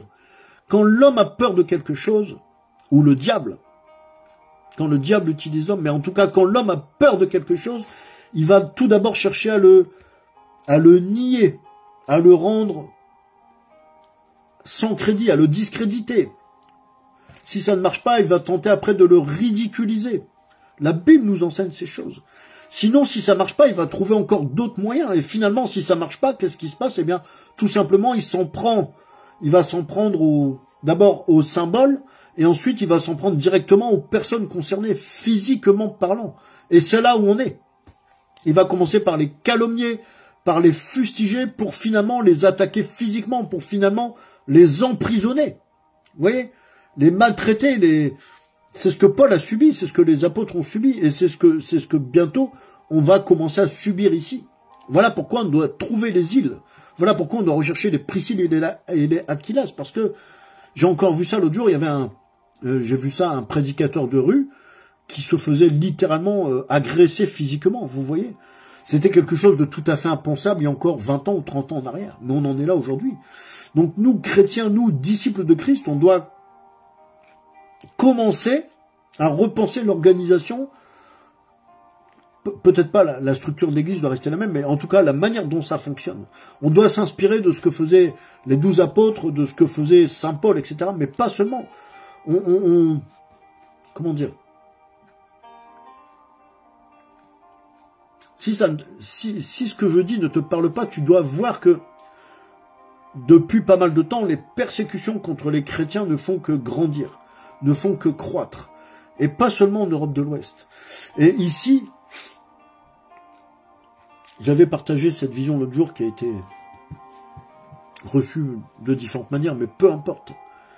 Mais les persécutions, la chrétianophobie va grandir de plus en plus en France, en Belgique, en Allemagne, en Italie, en Europe de l'Ouest. La christianophobie ne va faire que grandir. On a déjà vu plusieurs hommes de Dieu qui ont été tués, plusieurs fidèles qui ont déjà été tués. Et les lieux de culte les plus attaqués actuellement, c'est symbolique bien sûr, ce sont les églises. Ce sont les lieux de culte qui symbolisent le christianisme. Vous voyez? Et pas seulement en Europe de l'Ouest, hein. Il y a des pays où c'est bien pire. Hein. En Afrique, il y a beaucoup de déplacés. En Asie, en Chine, les chrétiens sont affreusement persécutés. Et j'en passe, et j'en passe, et j'en passe. Ici, si vous voulez bien, je voudrais ouvrir une porte ou une brèche, appelez ça comme vous voulez. Ayez, s'il vous plaît, votre entendement un peu ouvert. On est dans une projection. Moi, j'essaie simplement ici de restituer, de déployer la vision comme je l'ai reçue. Donc, s'il vous plaît, ouvrez votre esprit, ouvrez votre entendement vers autre chose. Je dis ceci. Il faudrait rapidement que nous, enfants de Dieu, nous puissions avoir davantage, je dirais, un minimum de mobilité, de garantie de mobilité, c'est-à-dire avoir la capacité de nous déplacer, en quelque sorte, de pouvoir avoir la certitude d'être en mesure de bouger, de voyager, que ce soit en donc intranational ou en extranational, c'est-à-dire en dehors des frontières.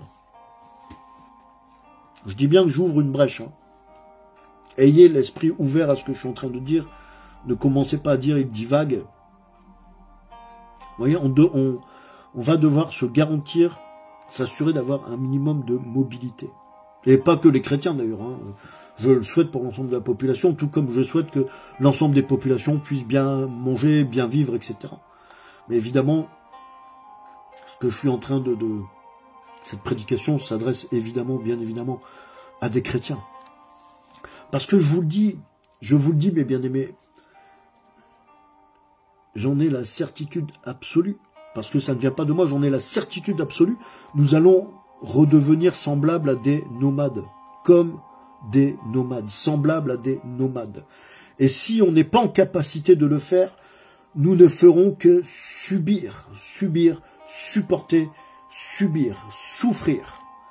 Alors, vous voyez, la capacité à nous mouvoir dans l'espace, géographiquement parlant, cette capacité va devenir cruciale, va devenir vitale dans les années qui arrivent.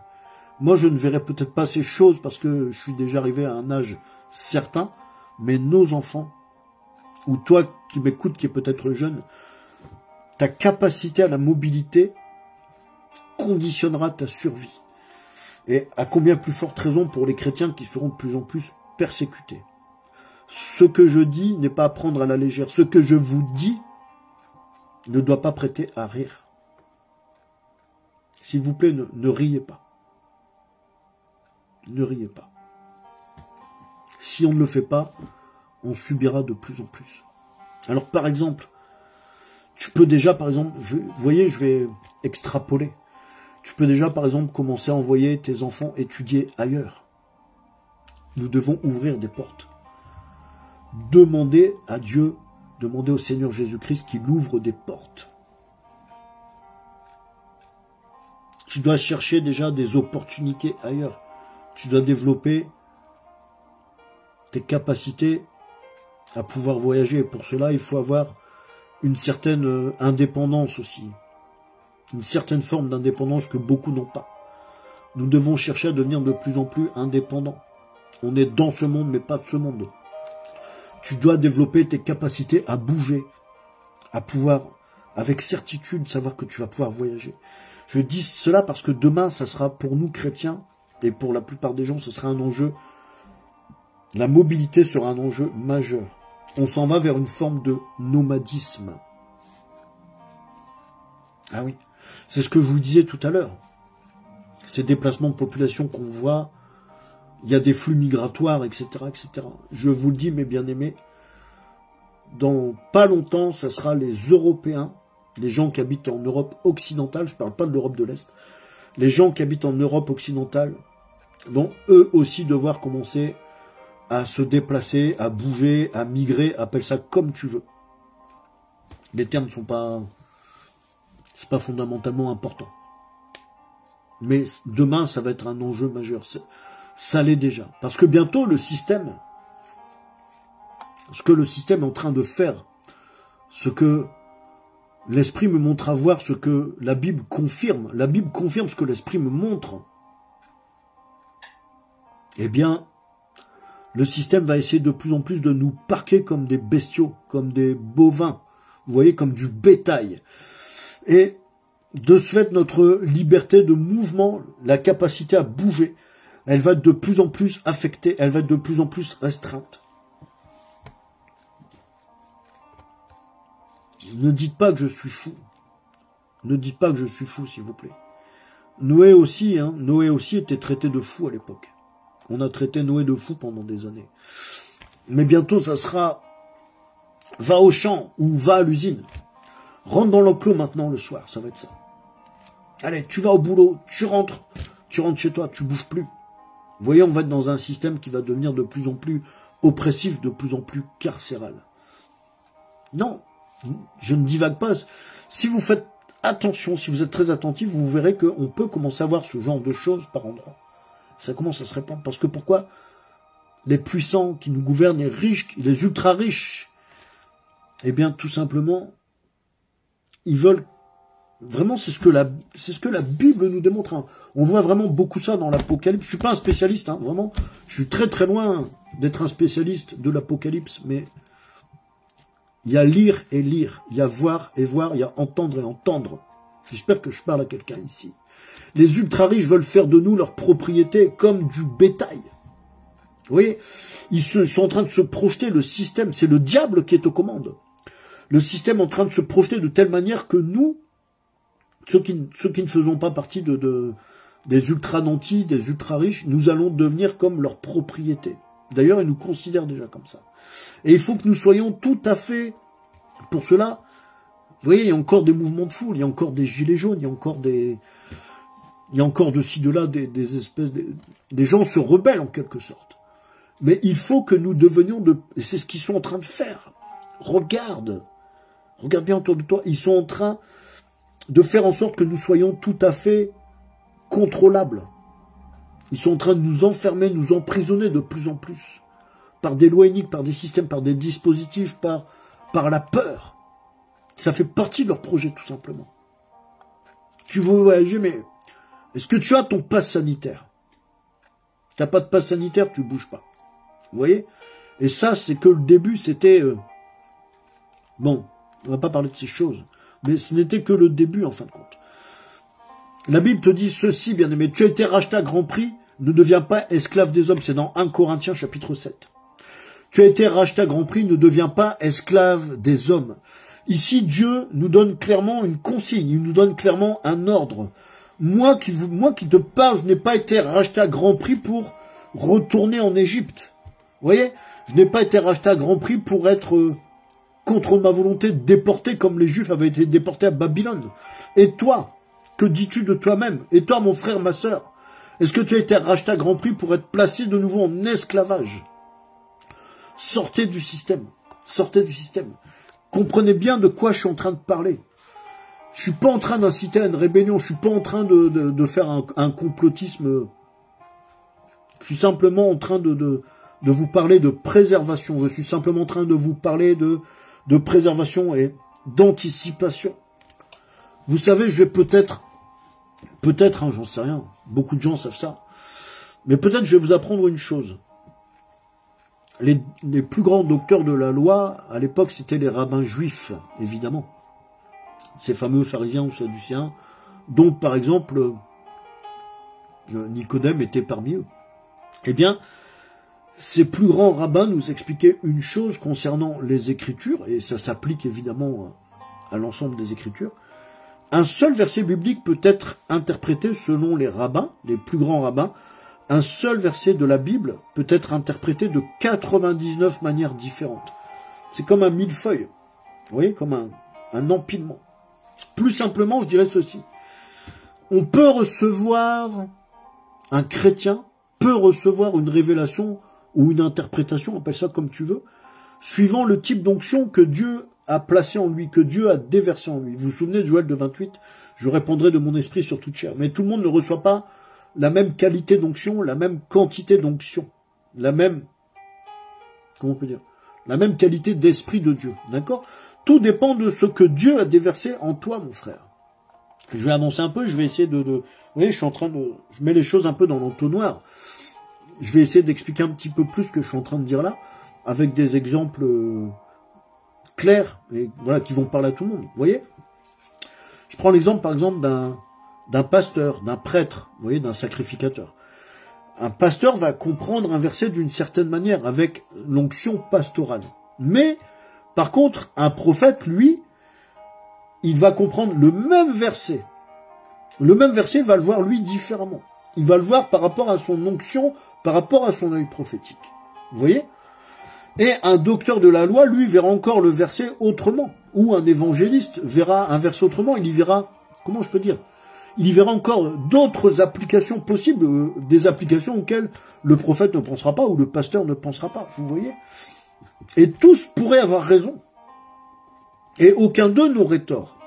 Parce que ils le voient suivant le type d'onction dont ils disposent. L'onction pastorale, n'est pas l'onction prophétique. L'onction prophétique n'est pas l'onction évangélique. Vous voyez? Donc ce que je suis en train de vous dire ici, c'est ça, c'est que ne méprisez pas, la Bible nous dit, ne méprisez pas les prophéties. Ne méprisez pas les prophéties. Il ne faut pas avaler tout ce qu'on nous donne sans, bien sûr, voilà. On doit examiner les choses. Mais n'ayez pas de mépris, s'il vous plaît. Parce que moi, ici, l'Esprit me fait voir certaines choses que je vous partage. L'Esprit me fait voir certaines choses qui me sont confirmées lorsque je lis certaines portions des Écritures. Et ces choses concernent notre temps, d'accord? D'accord? Moi, je vais pas m'appesantir sur ça. Mais je dis ceci dans le but que si peut-être vous êtes en train de je ne sais pas, d'avoir des réactions, je dis ceci dans le but que vous puissiez un peu ouvrir. Vous voyez? Ouvrir. Parce que l'heure est avancée. L'heure est avancée, messieurs, dames. Il commence à faire sombre, vraiment. Il commence vraiment à faire sombre par endroits. Et l'obscurité est en train de gagner du terrain. Donc, vous voyez, le temps n'est plus aux tergiversations. L'Église est prophétique. Il n'y a pas besoin de porter tel titre ou tel titre pour recevoir certaines choses de la part de Dieu. Donc je disais, je vais revenir, parce que ça c'était vraiment la parenthèse. On doit continuer de... Ça se fait déjà, hein, je sais que ça s'est toujours fait, ça continue. Mais on doit développer ce système de réseau que l'apôtre Paul avait mis en place. Comme je pense que certains hommes de Dieu le font déjà. Vous voyez, j'extrapole un petit peu, je laisse un peu les choses se déployer, parce que quand je dis cela... Continuer de développer des réseaux comme Paul le faisait, ça se fait bien évidemment, mais il y a une forte carence. Parce que beaucoup d'églises, je l'ai dit, sont comme des petits royaumes totalement individuels. Et bien à ce moment-là, on n'est pas dans le cadre, on n'est pas dans un réseau. Et on a besoin d'avoir ce réseau comme Paul avait pu le constituer, comme Paul avait pu le créer. C'est un réseau à la fois d'aide, de soutien, que cela soit spirituel, que cela soit matériel, que cela soit financier. D'accord? Vous voyez, on doit laisser un peu la manière dont les choses se faisaient par les anciens, on doit laisser ça revenir. Ça doit se déployer, on doit avoir peut-être, je laisse la chose se déployer, la vision, on doit peut-être avoir des églises mobiles, des églises éphémères. Vous voyez, un petit peu comme des tentes. Jésus avait dit, vous n'aurez plus adoré sur la montagne ou au temple à Jérusalem. Amen. Ah, Jésus. Comment est-ce qu'elle avait reçu ça, la femme samaritaine? Comment est-ce qu'elle avait ressenti, perçu cette révélation de notre Seigneur? Et toi-même, tu reçois ça comment aujourd'hui? Je te dis ça parce que ça va bientôt nous concerner. Pourquoi? Parce que je prends l'image de la tente qui m'est venue vraiment, qui est venue percuter mon esprit. La tente, c'est déplaçable. Vous voyez, c'est comme une image que je partage, vous comprenez? Je dis pas forcément qu'il va falloir utiliser des chapiteaux, des tentes, c'est une image. Là, c'est l'aspect éphémère, facilement déplaçable. Vous n'aurez plus à adorer au temple ou sur la montagne. Vous voyez? Ou je ne sais pas. Sans parler d'entrer dans la clandestinité, mais peut-être développer certaines choses, comme par exemple des petites cellules, vous voyez, des petites églises vraiment, ce qu'on peut appeler parfois des cellules, des églises de maison, vous voyez, sans tapage, sans néon, sans bruit, ou vous voyez, que sais-je encore, ce genre de choses. C'est plus vers ça qu'on doit essayer de tendre peut-être. Bien qu'il y aurait toujours, effectivement, comme je l'ai dit, des sanctuaires. Il y aurait des endroits qui seraient préservés, évidemment. Vous voyez? Et on doit, dans ces îles dont je parlais, avoir diverses capacités, diverses ressources, des points de chute. J'imagine que peut-être certains sont en train de rire, mais vous verrez bientôt. Moi, peut-être, je verrai pas ça, mais vous verrez. Je partage simplement ce que j'ai reçu. Frères et sœurs, priez pour que Dieu révèle ce à quoi il appelle tout à chacun d'entre nous. L'Église a besoin de médecins, de cuisiniers, de mécaniciens. L'Église a besoin d'avocats, de comptables, de juristes. L'Église n'a pas seulement besoin de pasteurs ou d'évêques, amen. L'Église a aussi besoin d'apôtres. Et où sont nos apôtres, où sont nos prophètes? L'Église est édifiée sur le fondement des saints apôtres et prophètes. C'est ce que nous dit la parole. Amen. Où sont-ils? Où sont-ils? Il y a des pays dans le monde où il y a plus d'apôtres et de prophètes, mais où sont-ils? Quand je regarde le paysage chrétien autour de moi ici, je vois très peu d'apôtres, très peu de prophètes. Il y en a quelques-uns. Et l'Église a besoin d'avoir d'authentiques apôtres et d'authentiques prophètes. D'authentiques prophètes.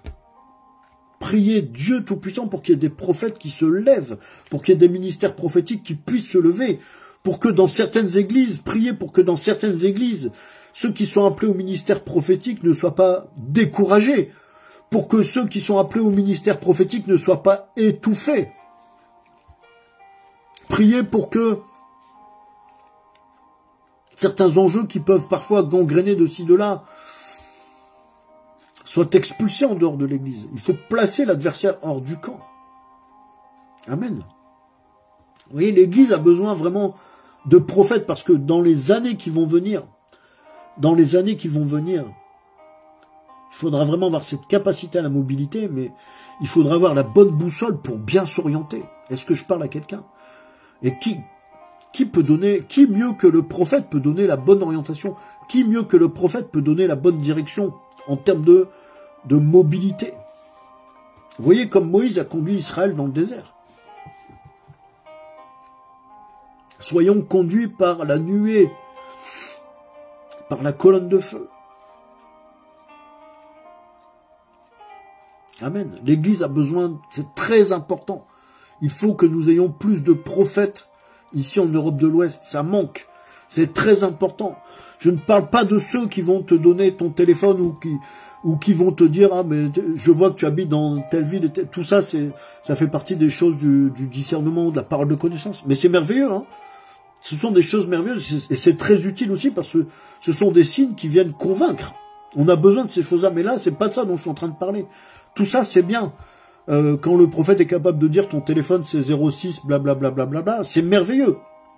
Mais là, on a toujours besoin de ça à l'échelon local, mais on a besoin d'un autre type de prophète. On a besoin de prophètes qui ont des grandes visions, qui ont cette capacité d'orienter, de conduire en fait. On va avoir besoin d'être guidé, d'être conduit. Amen. L'Église aura besoin de prophètes qui vont donner les orientations. D'un prophète qui va être capable de dire, on va contourner on va contourner la montagne par la droite plutôt que par la gauche.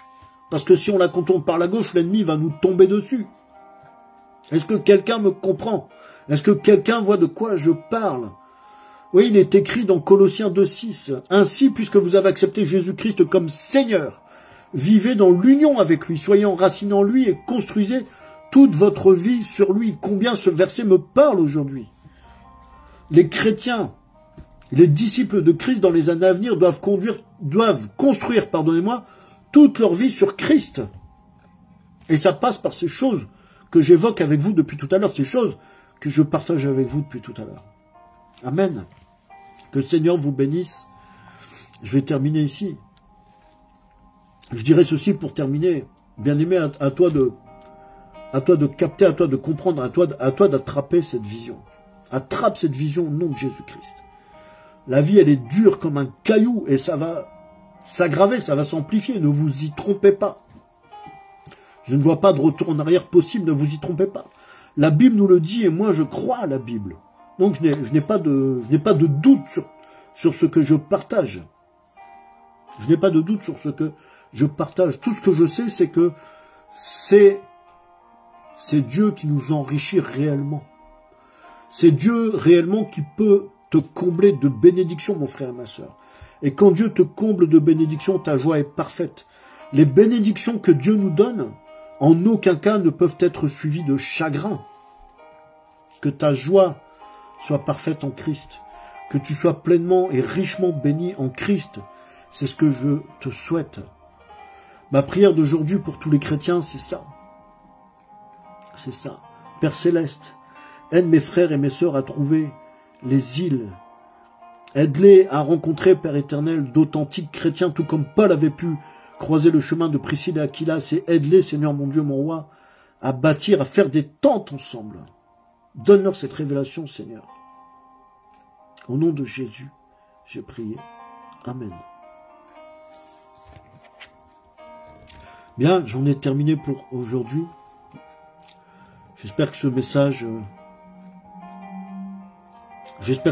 va impacter vos cœurs et puis activer davantage, différemment peut-être, activer différemment les esprits les uns et chez les autres. C'était votre frère Joël. J'en ai terminé pour aujourd'hui.